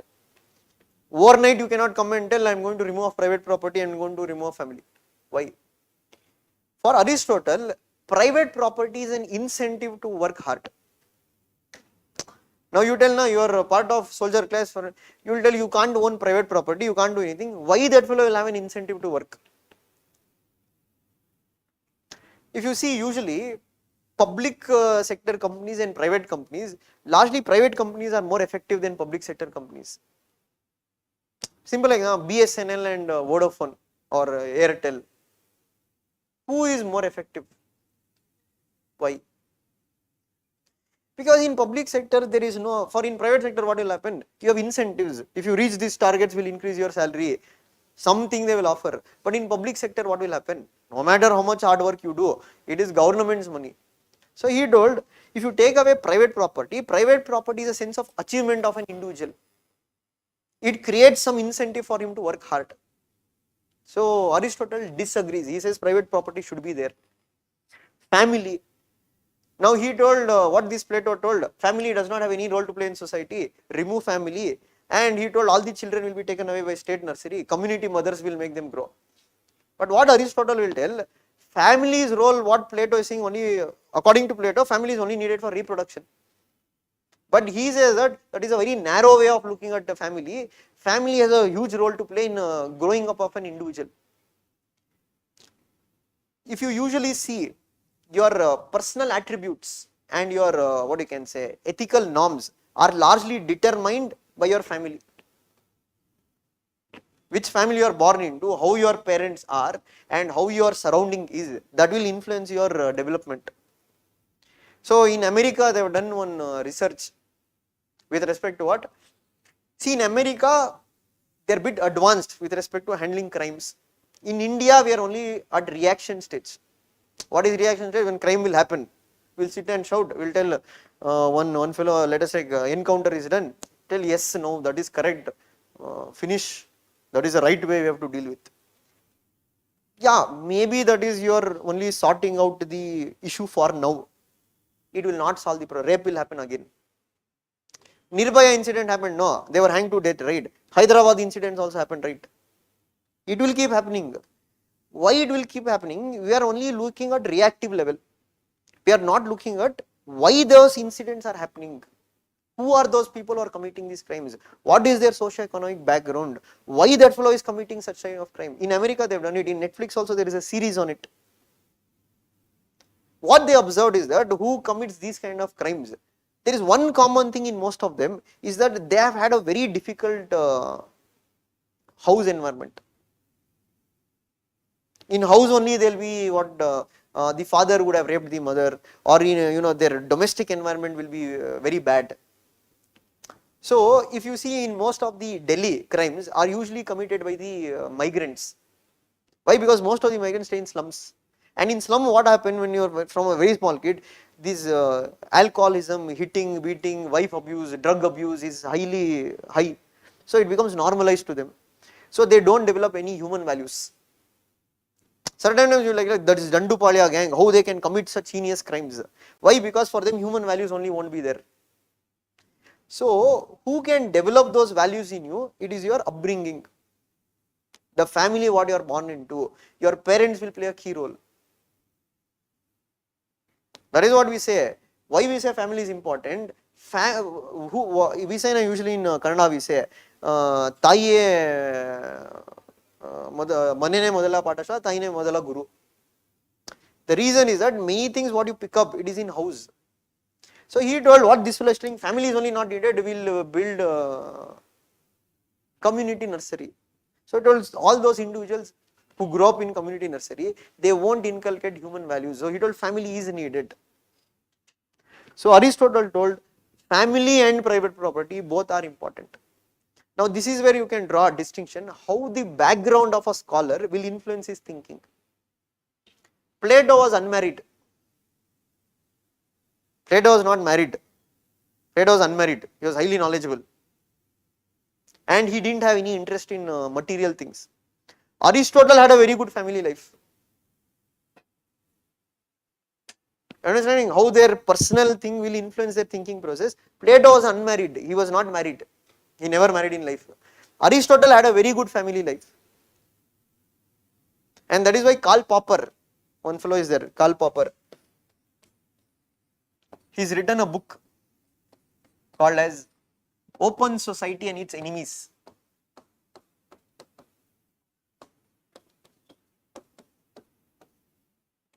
Karl Popper says Plato is the first fascist in the world. You know, right? Fascism. What is fascism? Fascism is the ideology of Hitler. So fascism actually in Italy first it came in Benito Mussolini, and similar version came in Germany called as Nazism. And both fascism, Nazism promoted what? Dictatorship. So this Karl Popper, what he says that the world's first fascist is none other than Plato. See the name of the book also, Open Society and Its Enemies. So he calls Plato as an enemy of open society. What do you mean by an open society? People are free to think, people are free to live their life, they can own property, they can have etc. But what Karl Popper says, if you look at Plato's Republic in that regard, from your birth till your death, everything is controlled by the state. The state will tell you whether you should marry or not, the state will tell you what you should read, the state will tell you how you should lead your life. So what he says is nothing different than Hitler or Mussolini. So that is why he calls what? Plato is the world's first fascist. Whether he is fascist or not will come later, we will analyze into this. Just I am telling the criticism what is there against Plato. So Karl Popper says that what? This fellow is not creating an open society, he is creating a closed society. So that is why he is criticizing Plato to equivalent to what? Dictatorship. And Popper says that this is Plato's book Republic, what is there? It is nothing but Plato's attempt to become the king. Why? Because it completely matches Plato's profile. Nah? Plato is unmarried, Plato is highly knowledgeable, and he is not interested in private ownership of property. So that is why he is accusing Plato what? Plato has written Republic in a way to promote himself to kingship. So that is one more criticism against Plato. The third criticism, that when he said communism of wives and property, some feminists, who are feminists, or what is feminism? Those who believe there should be gender equality, in a simple sense. We will read in political ideology later in depth. There are different forms of feminism: liberal feminism, Marxist feminism, there is radical feminism, etc. But now your general understanding, those who propose or promote gender equality. Now feminists, some say that Plato can be called as the first feminist. They say we can call him as the first feminist. Why?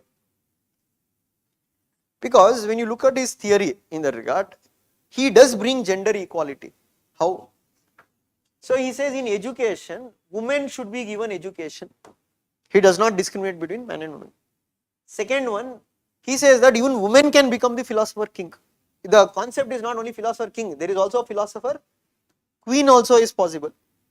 So nowhere he has told women are denied the opportunity to rule. Third, when he told once woman she gives birth, the child will be taken away by the nursery. So she does not have the burden of bringing up the child. So she did not need to do household work. She can focus on what? Like you are a soldier, you deliver a child, go back to doing soldier work. You don't worry about the child. So he is freeing women of what? Household work, household duties. So that is why some consider him to be what? The first feminist. But others don't agree with it. You have scholars like Carol Patman. This is all in the notes, you don't need to worry. In class you just listen, because in the notes details are there, the scholar's name. Now what she would, there is one more scholar called Susan Moller-Okin. What they argue is that, how can you call this fellow as the first feminist when you look at his idea of communism of wives, where he is reducing women to laboratory animals. Now women should mate with whomever the state will tell. You don't have a choice in choosing your life partner. You have to mate with whom? So he says, and what is the difference between an animal and a woman, where even animals are breeded by multiple men. And some feminists say that, why should one think that child bearing and child rearing as a burden on women? There can be also that it is one of the gifts that woman has and it should be not seen negatively. And some say what? If you look at Plato, Plato had never intention of empowering the women. He had no intention of empowering women. Women are the means to achieve his end. So what is his end? To create an ideal state. To create an ideal state, you need what? Knowledgeable rulers. For him, it does not matter whether the knowledgeable ruler is a man or a woman. But he is not consciously focusing on, I have to bring women empowerment, etc. To create this ideal state, he is making use of women. So they say he is an utilitarian. His ultimate goal is not women empowerment, it is ideal state. And they pinpoint that how you cannot call him as a feminist. In his work, in his book Republic, I told he has brought a lot of characters. None of them are women characters, all are male characters only. And in one more book, Plato writes, if there is any man or any person, any man who does not follow that functional specialization in that regard, he will curse him that what? He will be born as a woman in next life. So all these indicates that what? Some would not agree that Plato is the first feminist. And there is criticism against his communism of wives and property. So and overall when we look at Plato, when we estimate Plato, we can deduct one thing. We cannot disagree with what he is saying. Yes, democracy is problematic. Correct what he said. Democracy is not perfect. Why it is not perfect? Yes, common man cannot be expected to have the knowledge of that scale. But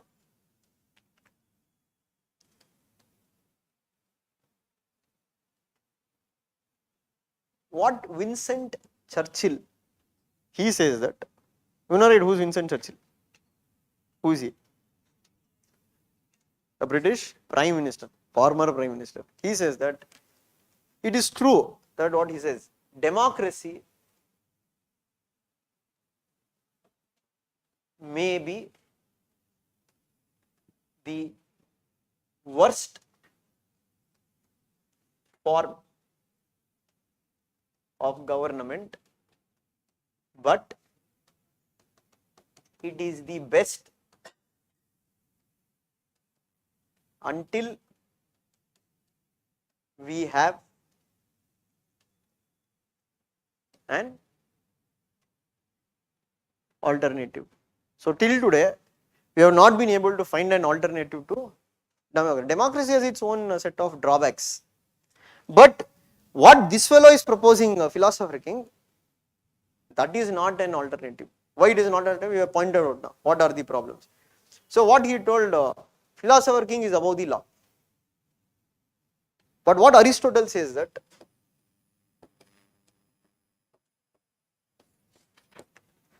he says that just because Philosopher King is highly knowledgeable, we cannot give complete power to one man. So he says that collective wisdom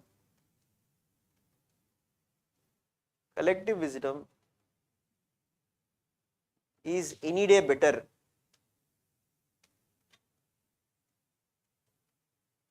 than the knowledge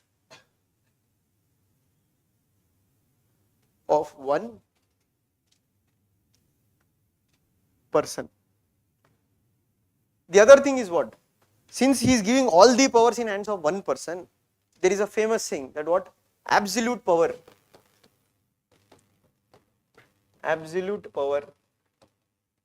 corrupts a person absolutely. See, power is like nasha. So too much power you start getting, obviously at some or the other point you will start becoming too arrogant. Remember, if there is no limitation of the law, there is no any kind of limitation of power in that regard. Too much power in hands of one person will always lead to what? What will happen? Too much concentration of power in hands of one person. It will corrupt his mind. It will debase his rationality.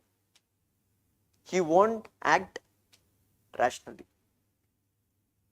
Same thing, too much power in hands of one person, you won't act rationally. That is why you can say usually you see that when the person becomes too rich, money is filled, you can say they go wayward, because you won't have that kind of balance in that regard. So what Aristotle felt is that giving too much power in, no matter how much brilliant he is, how much intelligent he is, how much knowledgeable he is, he didn't believe that is the right way to go. So Aristotle believed law should be there, and Aristotle was a strong proponent of what?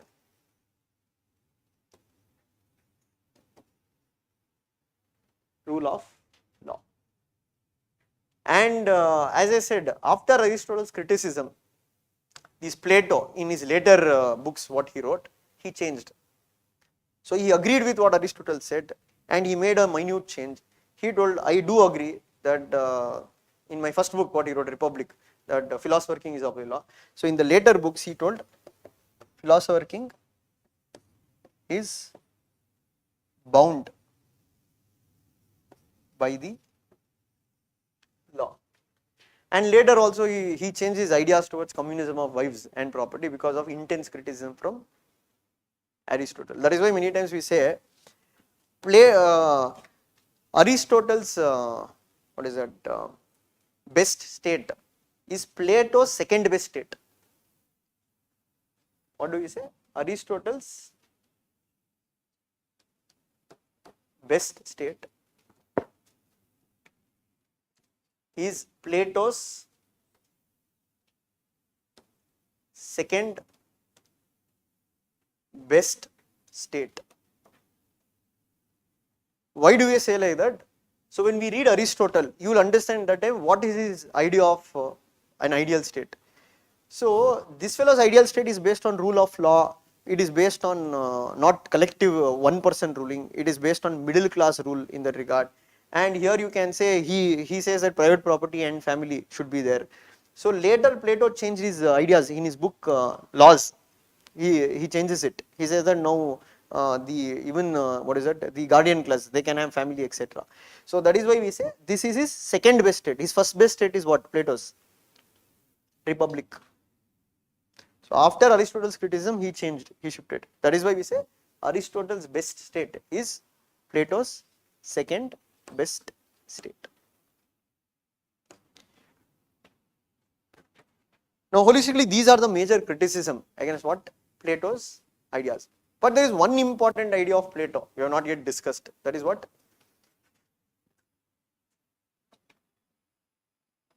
Plato's idea of justice. So here we need to understand what is justice according to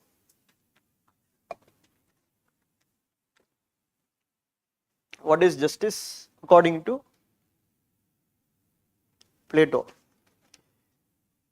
So now, as I told, Plato borrowed the idea of dialectics from whom?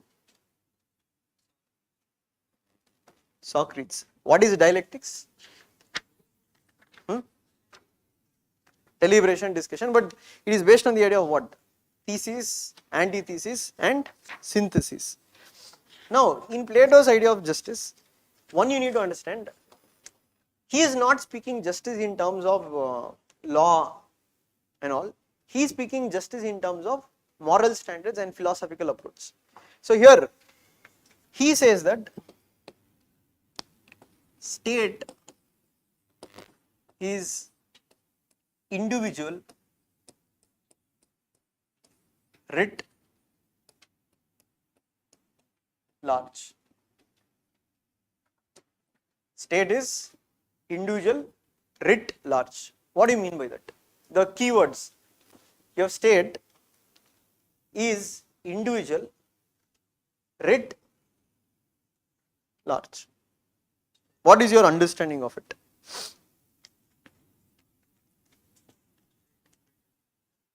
No. Yeah, state is greater, but what, if you read state is individual writ large, means state is the magnified version of the individual.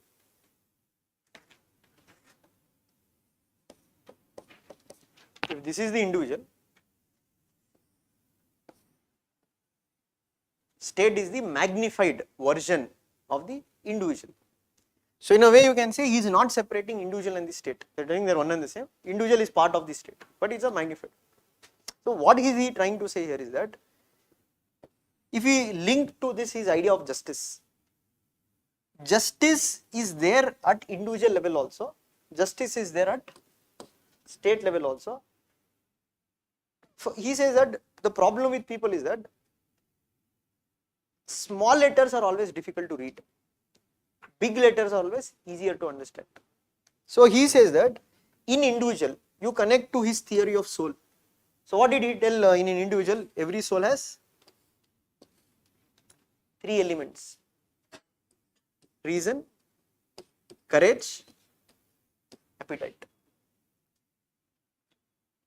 Now what he is telling, those who have reason at level of the state, they form which class? Ruling class. Those who have courage, they form which class? Those who have appetite, they belong to which class? Producer class. So how the soul is composed, society also has to compose the same. That is why state is nothing but individual writ large. It is nothing but magnified version of the individual. So every individual here, what he is trying to say, should fix to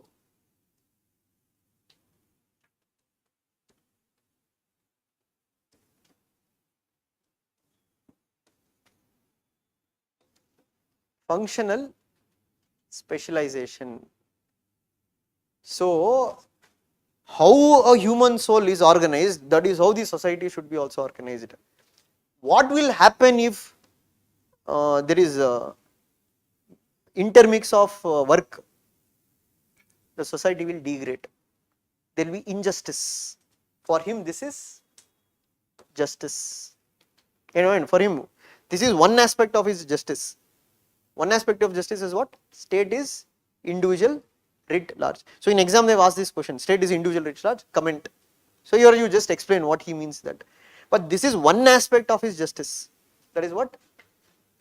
Functional specialization. So he says that if there is no functional specialization, it leads to injustice. Now to understand the second, third, fourth aspect of his justice, this is where he brings dialectics in.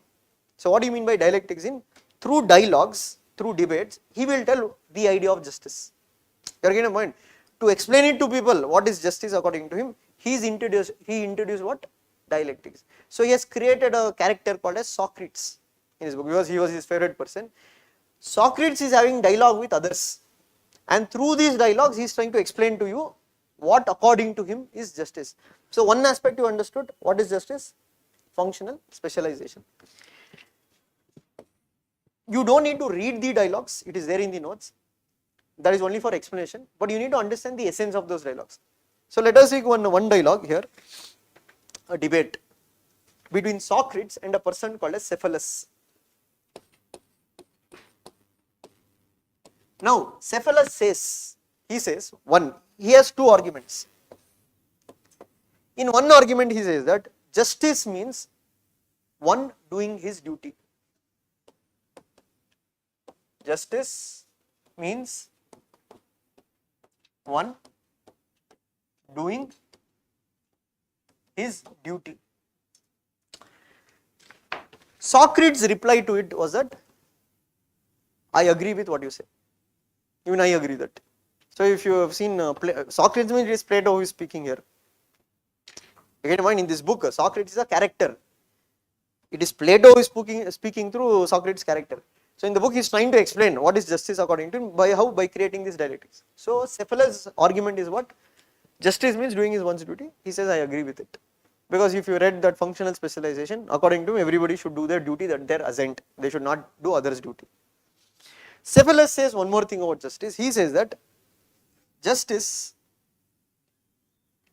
is paying one's due. What you owe to somebody that you need to pay back, that is your justice. Now Plato's response to that is that I do not agree with this argument. So he is bringing an antithesis. What is his argument? He says that, for example, let us say, I don't know, example externally, you have a friend who has given a weapon to you and he goes back somewhere else and he comes back after some time and he will give back my weapon. Now you realize that he is not the same person, he has lost his mental stability. Question is that will you give it back, is it correct? For that Cephalus says that we can't, so we can't agree this as justice. So he rejects the argument as what?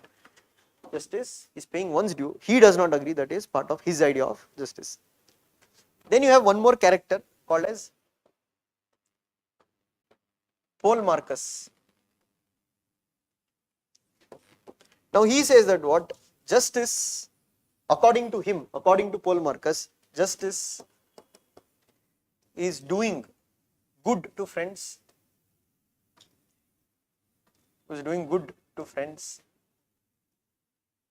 and hurting the enemies. Now this Socrates or Plato does not agree. Who is your friend or who is your enemy? How will you know? How do you determine? Your friend might be actually your enemy. Hita Shatru, we say that. So now if you consider Mr. Kumaraswamy, is your friend or your enemy? He was the enemy of BJP all this time. Now he's become a close friend.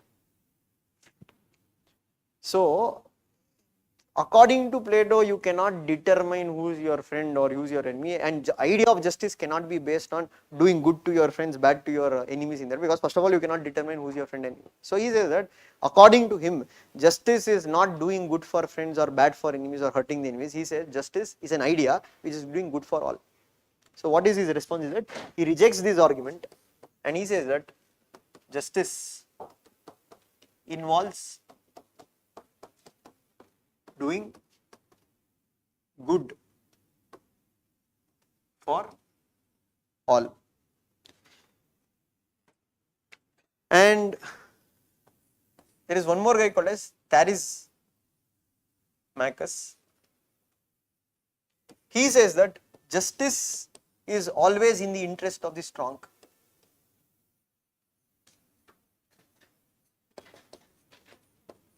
Justice is always in the interest of strong. So what does he mean by that? Those who are strong, whatever they say, that is justice. So Plato rejects it, saying that if that is the case, injustice also will become of justice, because if you only say whoever is strong, whatever they are saying, that is correct, then he says that might will become right. And he says justice cannot be that whoever is strong, whatever saying is justice. He rejects the idea. He says that justice is not something where you can say that whoever is powerful in the society. For example, now what is the general idea of justice? Nyaya.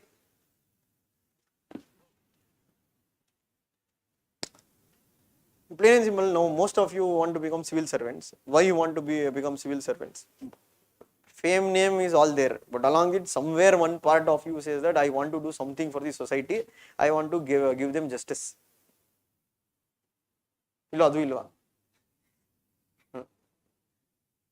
Something will be there, na? So what is justice according to you? Giving people? Okay, some fellow will tell, give me ganja.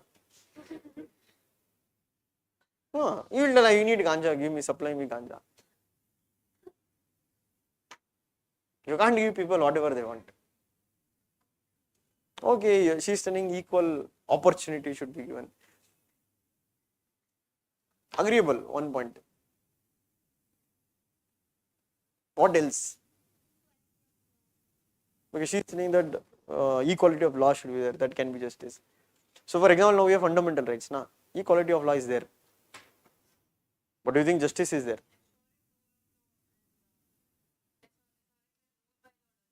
So question is also who determines what is the law? If you told, fine, I agree with what you say, it should be rule according. But there is somebody who is making the law. A state parliament. So whoever is elected, they will make the law. So obviously, if you define this is correct, you are getting in mind, the law says that this is justice. Now you said rule according to law. So whatever the law says, that is justice. So if you go back to British time, British brought a law saying that you should not make salt. That was the law. So do you think that is justice? So what Plato is trying to say, those who are powerful, if you say what they say, that is the law, he disagrees with it. Law, justice is not based on whether the weak are making, whether the strong are making, you have to go into what the law is saying. So this fellow told what justice is according to always in the interest of the strong. So in America, if you go back during the black movement in that regard, the white Americans brought a law say that blacks are not allowed in these areas. That was the law, and they told we will determine this is correct. Why they told it is correct? The blacks are dumb. They are not smart enough. They are meant by God to work in plantations. At that point of time, that is what that is justice. They told the strong told this is correct. Or if you go back to ancient India in that regard, the powerful in the society, the upper caste in that regard, now they determined, okay, this is the lower caste job, you have to do this. That is correct. That is justice. Or if you take sati system, they told it is correct that a wife does not have future without husband. So husband dies, wife have to make the sacrifice. Plato told we can't agree that. whoever are powerful, whatever they tell, that is justice. He says then injustice can be also justified.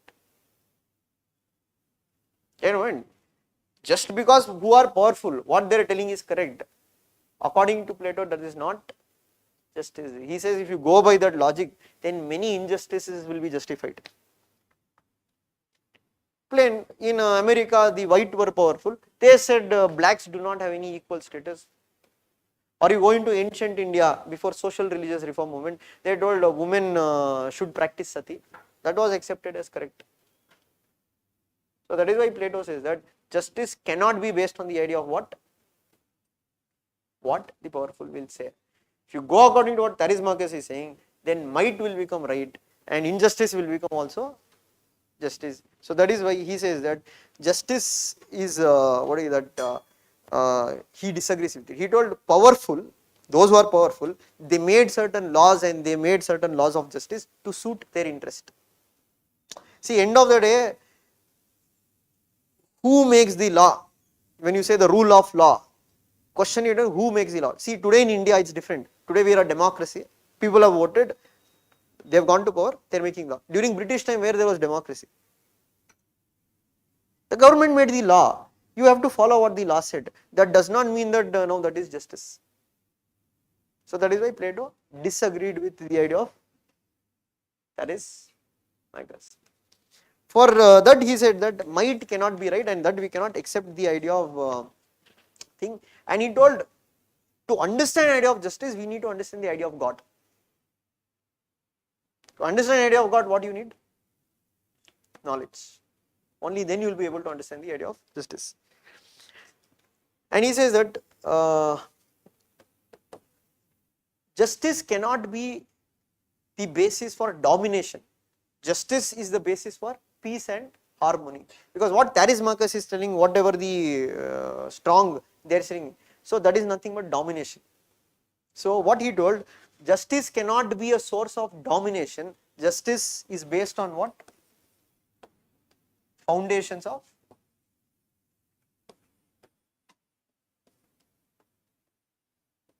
peace and harmony.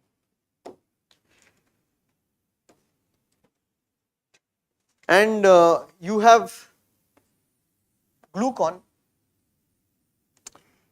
Now this fellow told justice is not in the interest of strong. According to glucon, justice is in the interest of the weak. So those who are weak, to protect the weak, that is why the idea of justice is required.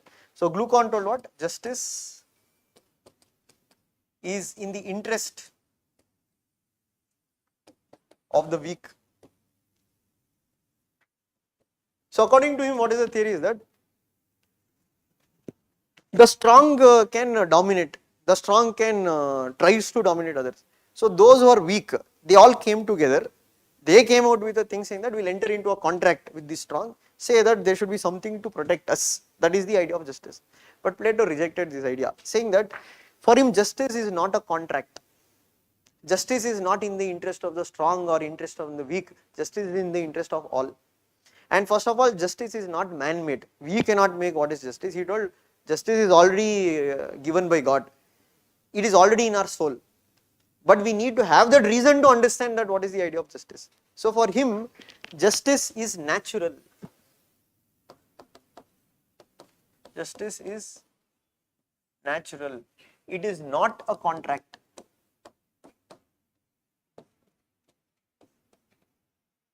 It is not a contract. Now, based on these dialogues, what you read, now if you summarize and see, what is Plato's idea of justice? Plato's idea of justice is based on dialectics. Plato's idea of justice is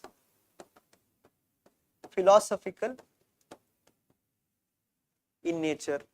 Plato's ideas of justice is not based on law, it is based on morals. Plato's idea of justice is based on what? Functional specialization. Fifth, Plato's idea of justice is based on what? Doing good for all. Plato's idea of justice is what? Justice is natural. Justice is not a contract. So these are the major features what we can derive from Plato's idealism. That's why I told Cephalus, Polemarchus, Glucon, Thrasymachus, that you don't need to remember. That is because you are not going to use them in your exam. In exam, if they ask, they are going to ask comment on Plato's idea of justice. For that you write these points. But there is criticism also on his idea of justice. One criticism we can see is that he is largely speaking about the idea of justice in terms of moral standards. But in present day times of justice, justice should have a legal backing to it. You cannot implement justice only on moral background. Second thing is that functional specialization, doing one's duty. So if you holistically see his idea of justice, what you can observe? If you holistically, whatever he told, what is one thing you can observe in his idea of justice? And if you compare with modern day ideas of justice.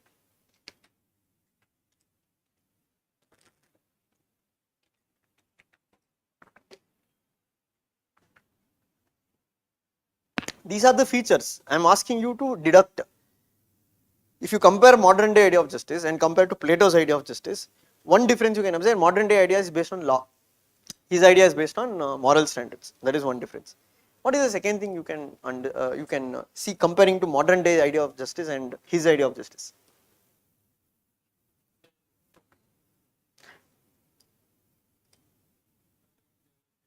No.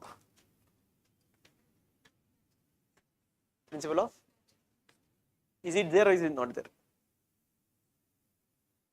So basically, here in his idea of justice, you cannot say, when he told Philosopher King is given all the powers, he can rule on his own, etc. So he is the lawmaker, he is the lawgiver. It violates the principle of natural justice, because one of the principle of natural justice is what? Separation of power. One man cannot be judge in his own case. What he is telling is that Philosopher King is highly knowledgeable, so if such a situation comes, he will act fairly. What is the guarantee? Now Justice Gogai, the CJ of India, one of the most knowledgeable person in the country, he himself did not act fairly. So that is one comparison we can say. His idea of justice goes against the principle of natural justice. Third, if you not do good for all. Now that is different. Present day we have affirmative action. Okay.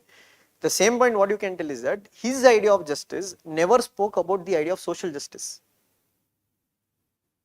His idea of justice never spoke about social justice. His idea of justice only speaking about creating an ideal state. Modern day idea of justice, we are speaking about not ideal state. We are speaking about idea of social justice. Means in a society, those are weaker sections who are backward, etc. They should have something called as positive discrimination or affirmative action. So connecting to the same point, there is one more important point which is there. Now what point he told for that, only if you connect you will get the main point. His idea of justice is based on duty oriented, not rights oriented. Modern day ideas of justice are based on rights oriented. So his idea of justice is leading to what? If you follow what he is trying to say, you are creating individuals who are subordinated to the wills and fancies of the state.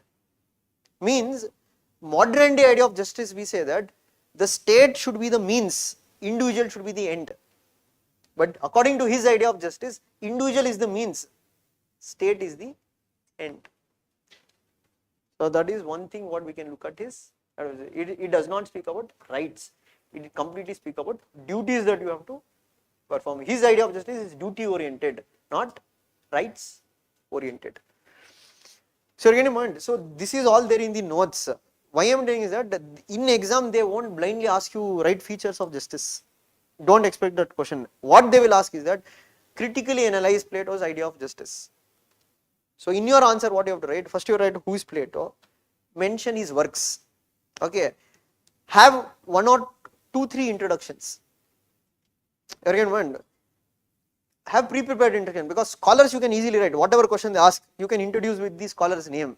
So what you do that, keep 2-3 introductions for one scholar, interchange it. If there are 2 questions in exam on the same scholar, use 2 different introduction, or if there is only one introduction, commonly you see how others will write and you write differently.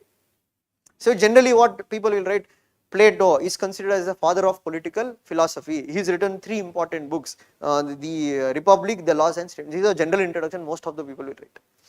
So what you can do is that you can keep one more type of introduction. Let us say there is a question on education. You can start your answer by saying that Rousseau calls Plato's Republic as one of the best treatises written on education. Then you say Plato is a Greek political scholar, very brief.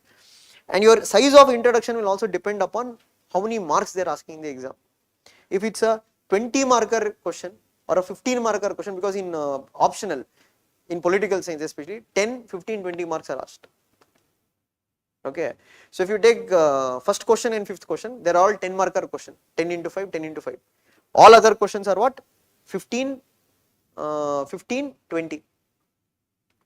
You understand? This is how paper will be. Section A,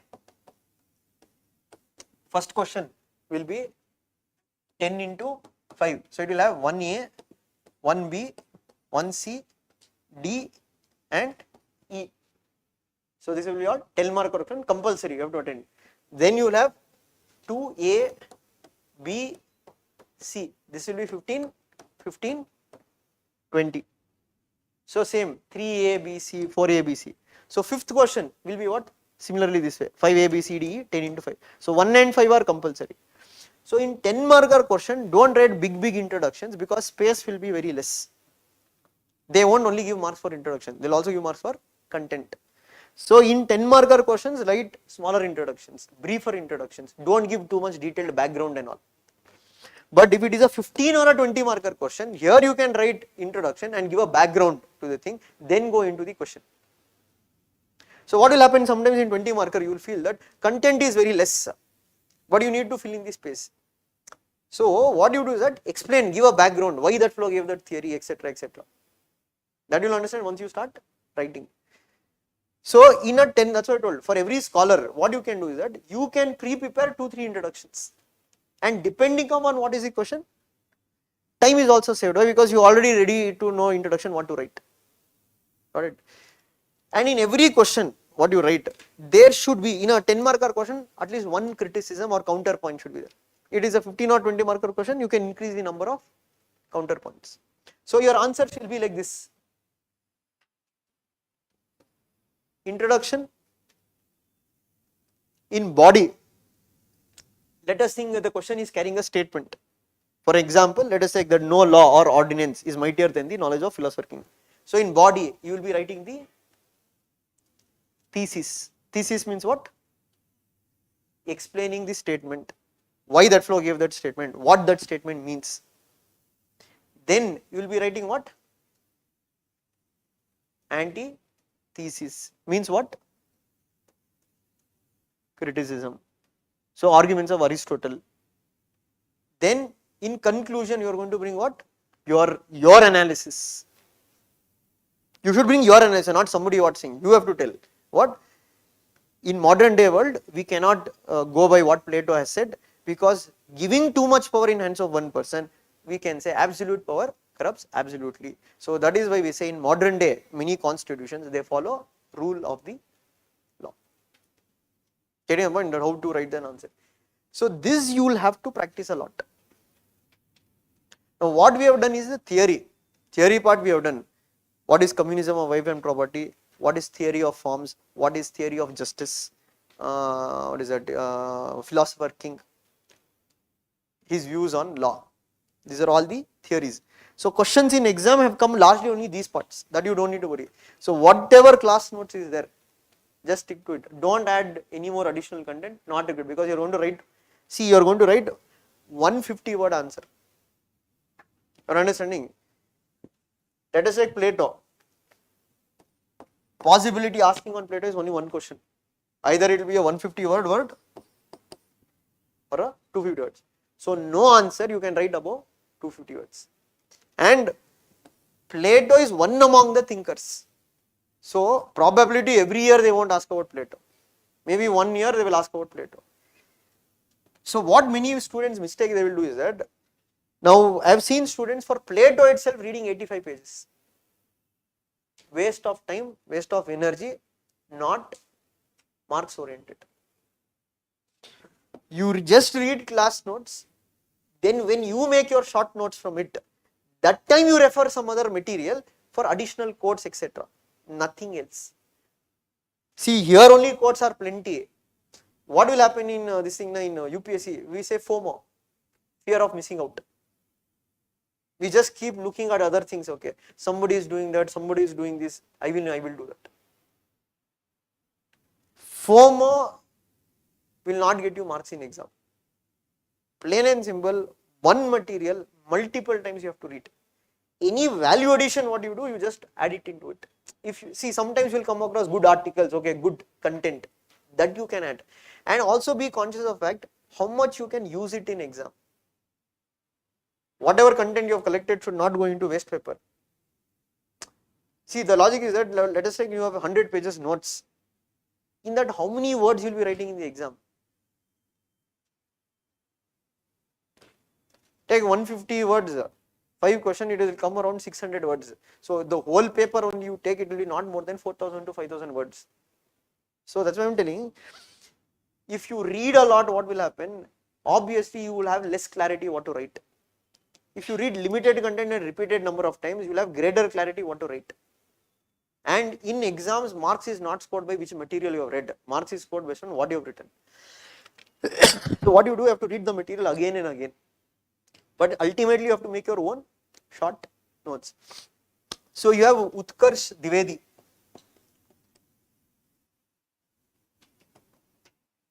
I think 2017 or 2019 topper.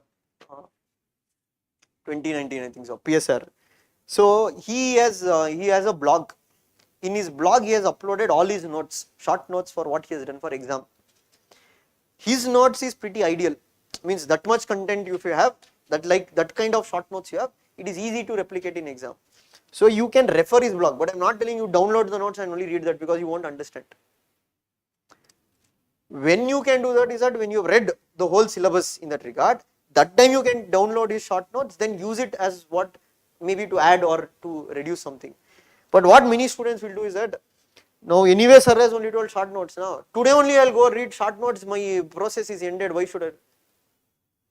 You won't understand. Without reading A, B, C, D, E, F, G, Z, directly if you go, which are the important letters, you won't understand.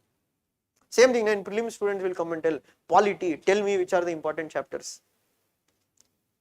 If you have read polity once completely, then you can tell, see, these are the main topics you can focus on. First time you are reading polity, if you come and tell, first mark and give only which chapters I will read. First time when you read generally. Second time when you read, look at previous year question paper, you will only get to know what are the important areas they are asking the question. Third, fourth time, just focus on those areas. Okay. So first time when you read the complete notes. Second, third revision, what you do, try to make your own short notes. Revise those short notes. Short notes should be very short, it should not be lengthy as notes, it should be not more than 3 to 4 pages. Why I am doing Plato, one question will come. So whatever you have written in those 3 pages, that only you can write in exam. And when you write your short notes, when you write your own short notes, don't write full sentences and all. Just the key words, the key points, what you can use. Because if you remember the keyword, sentence you can only write on your own. And reading the frequent notes, also focus on the keywords in the notes. That should become in your mind, or maintain a separate small handbook to write certain keywords, technical words. So if you keep revising them, what will happen? You will stick to your head. Like have a short notebook for having scholars and books. So Plato you read, in your short notebook write Plato, which books he has written. Republic, Statesman's Law. Aristotle, which book he has written? Politics. Karl Popper, which book he has written? Open Society and its Enemies. So whenever you go to a break, etc., just keep looking at the names of those books. It will stick into your head and automatically it will come in your answer script. One more problem in political science or sociology or this POBAD is that students have doubts regarding how many scholars we have to use in an answer. So it's not like that. If you use scholars, they'll give you marks. If you don't use scholars, it doesn't. There should be a balance of both. How do I mean? So let us think that caste plays a key role in Indian politics. Comment, they will tell. Now you would have read 3-4 scholars. So what one student will do? Rajni Kotari said this, Bhikkhu Parekh said this, Yogendra Yadav said this fellow said that. And they told my answer is ended, I have included 4 scholars, my paper is brilliant, it has gone. When they look at the marks in the exam, they would have not scored 240. Why? They won't give you marks just because you told what Pratap Bhanu Mehta told, what Raja Mohan told, what somebody else told. You have to bring your analysis also. To substantiate your point, you can use one scholar, right? Or theories what are there. But if you blindly just tell Raja Mohan told this, Harshvipan told, this fellow told that fellow told this in your answer, why that fellow will give you marks? Question is what? Role of caste in Indian politics. You have to explain why caste plays an important role, how caste plays an important role, what is the impact of caste playing an important role, has it impacted developmental politics? So there you can bring, like Rajni Kotari says that because of caste, role of caste in Indian politics, Indian democracy has stabilized. He says caste has enabled people to participate in political affairs. There is one more goal called as Gopal Guru. What he says is that because of caste and politics intermixing, one advantage to the depressed classes has been that it has enabled them to rise politically. Example, now you take Dalits in that regard. Socially, Dalits are discriminated. But if you take politically, because of politics, Dalit vote matters, you can say they will give tickets to Dalits. There is a one party called as Bahujan Samajwadi Party. So what Gopal Guru says that caste has enabled the marginalized section to assert their voice, because for vote, the upper caste will have to come and ask. This is his observation, that you can give example and add. But you are only writing 5 to 6 scholars without no connection to the question, just because they are related to caste. And you think in exam that is how people will discuss. I wrote 4 scholars, one more total, I wrote 6 scholars, you missed this scholar. Both 4 scholar and 6 scholar would have not scored that much marks. One fellow would have written just 1 or 2 scholars, he would have addressed the demand of the question, he would have got more marks. So that is one misconception which is there, that you have to include 7 to 8 scholars in your answer. No. Look at the question, link certain 1 or 2 viewpoints, but you have to link 1 or 2 scholars. Because if you don't link your theories in that regard, your answer will be too general. And it will become a general studies answer, it won't become a political science answer. That you learn on the course of time. But that is what you have to keep in your mind now to start your approach. Because see, in UPSC one thing is very simple. If your basics are strong, forget about vision, forget about the Vajiram, forget about insights. Plain and simple. If your basics is pretty strong, your foundational is very strong, and you have a very strong sense of the examination, saying that how questions will come, how you have to write, 100% you will clear. Irrespective of which material you read, etc. These 3 things should be very strong in you. The basics should be very fundamental. But if your basics is not very strong, this is only when students what they will start doing, like you see in prelim season, 2 years back, they were jumping around for Shunya material. Now Shunya market went down last year because nothing came from Shunya. Question is not about from which material it is coming.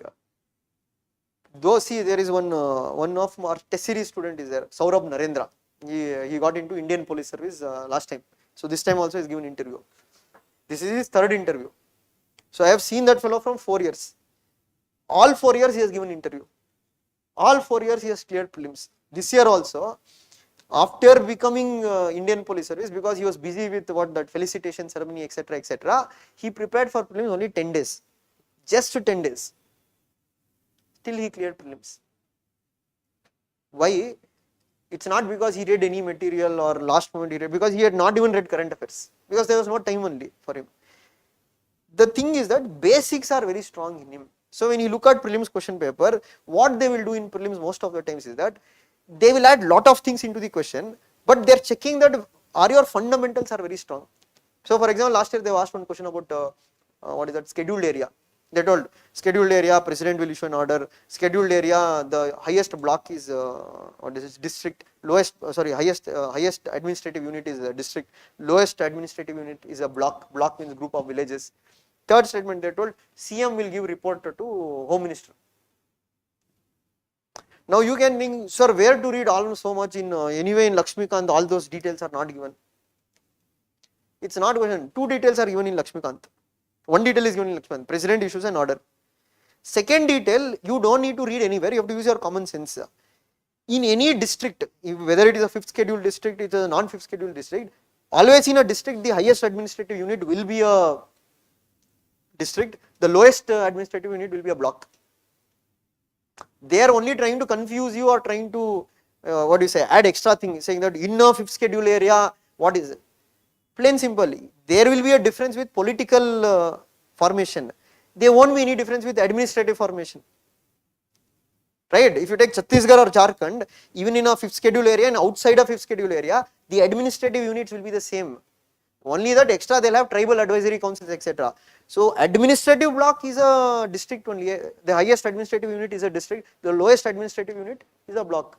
Third statement, what is that? The CM will, the CMs of 5th schedule area should give a report to the Home Minister. If you have understood polity, I am not telling facts. If you know clear cut, CM is a elected person, PM is an elected person. They are not subordinates. So there is nowhere you have read where government will give report to the central government. Have you read anywhere where state government will give report to? Everywhere you will read governor will give a report, or president will give a report, or a body will give a report. So these questions are all based on application. These are not based on where you have read, in which material they have given. They have not given in any material. What they are checking is that, is this student's basic strong? Or has he understood? Has he had that knowledge? That's what Socrates told. Many are beyond illusion. Which material? He told, go for knowledge. Understand the exam. Then you will clear. That's what I told. 80% of them are there in their own illusion. Illusion of choosing, shall I read vision, shall I read insight, shall I read shunya? Insights, drishti, vision, all three are same meaning only, if you logically see. Drishti and vision are one. Hindi meaning of vision is drishti. So that's what we say. If you have insights about the exam, then you will become the next IAS. Not by joining either insights or next IAS. You should have, you have the clear vision, if you have clear drishti about the exam, if you like what Socrates told, if you have that true knowledge, then you will clear prelims. If you are like this false knowledge of what Socrates is, running behind illusion. So this time I will read drishti material, it did come. Next time I am going to read vision material, it won't come. Next time I am going to read shunya material, still I got shunya only in exam. So I can keep changing materials. But that is how now you can tell now, sir, how to read that chimpanzee question? Which material I have given about that orangutan? No material, it's common sense. Tell me any material, they would have given some list of species. So can you sit and read orangutan, chimpanzee? You're a fool now if you start reading that way. I'll read all the species in India, all the species in Western Ghats. There will be some logic in the question they're asking. In test series, what they will do, the problem with many test series is that they set questions for sake of setting questions. Like I was seeing one vision paper yesterday, one fellow had brought, they told, which of the following countries written constitution is there? Israel, some 3 countries. Who the hell will know? Have you seen that question coming in UPSC any time? Randomly coming and asking, tell which country. There are 100 countries where written constitution, there are 100 countries where there are not written constitution. Maybe 1 or 2 questions are there in UPSC. That majority of UPSC questions is based on some logic.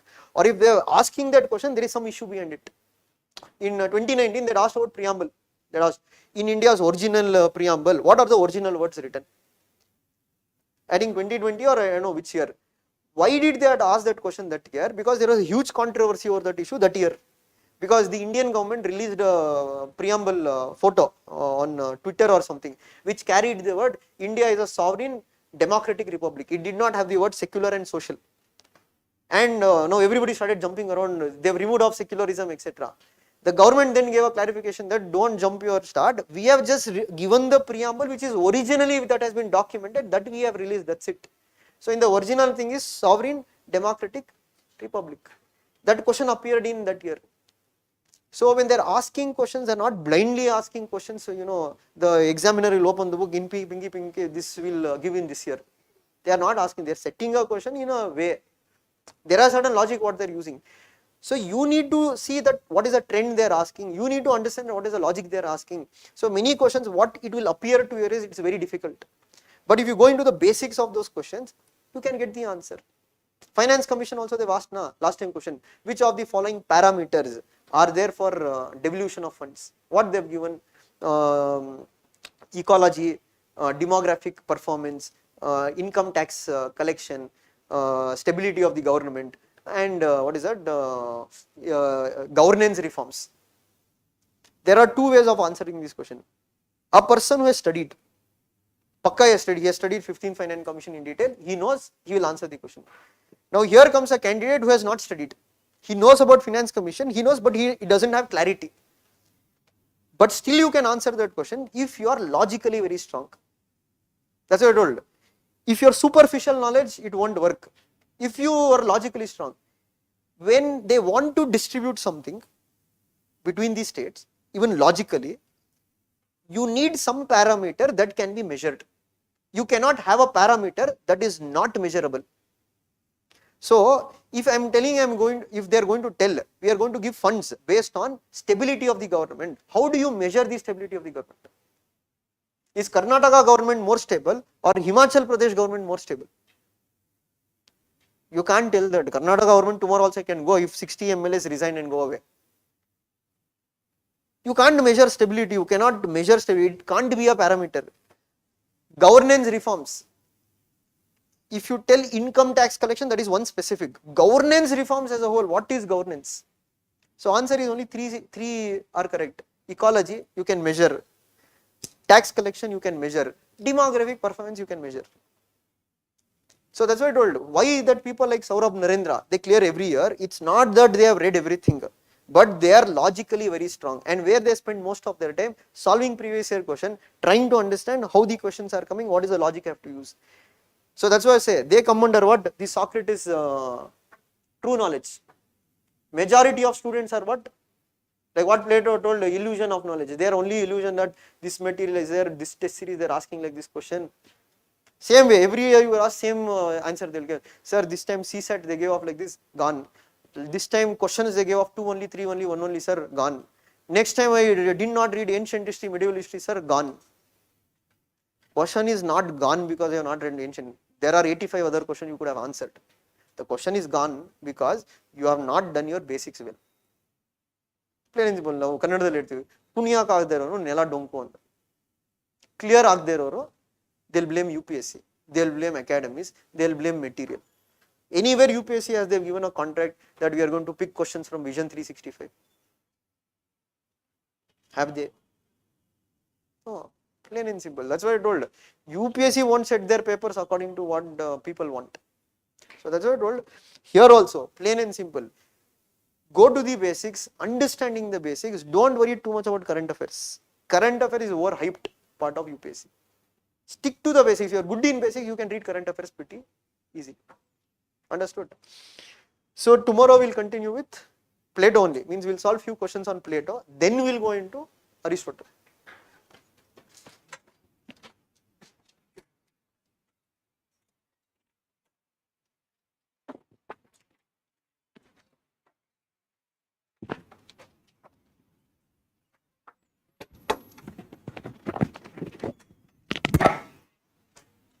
Link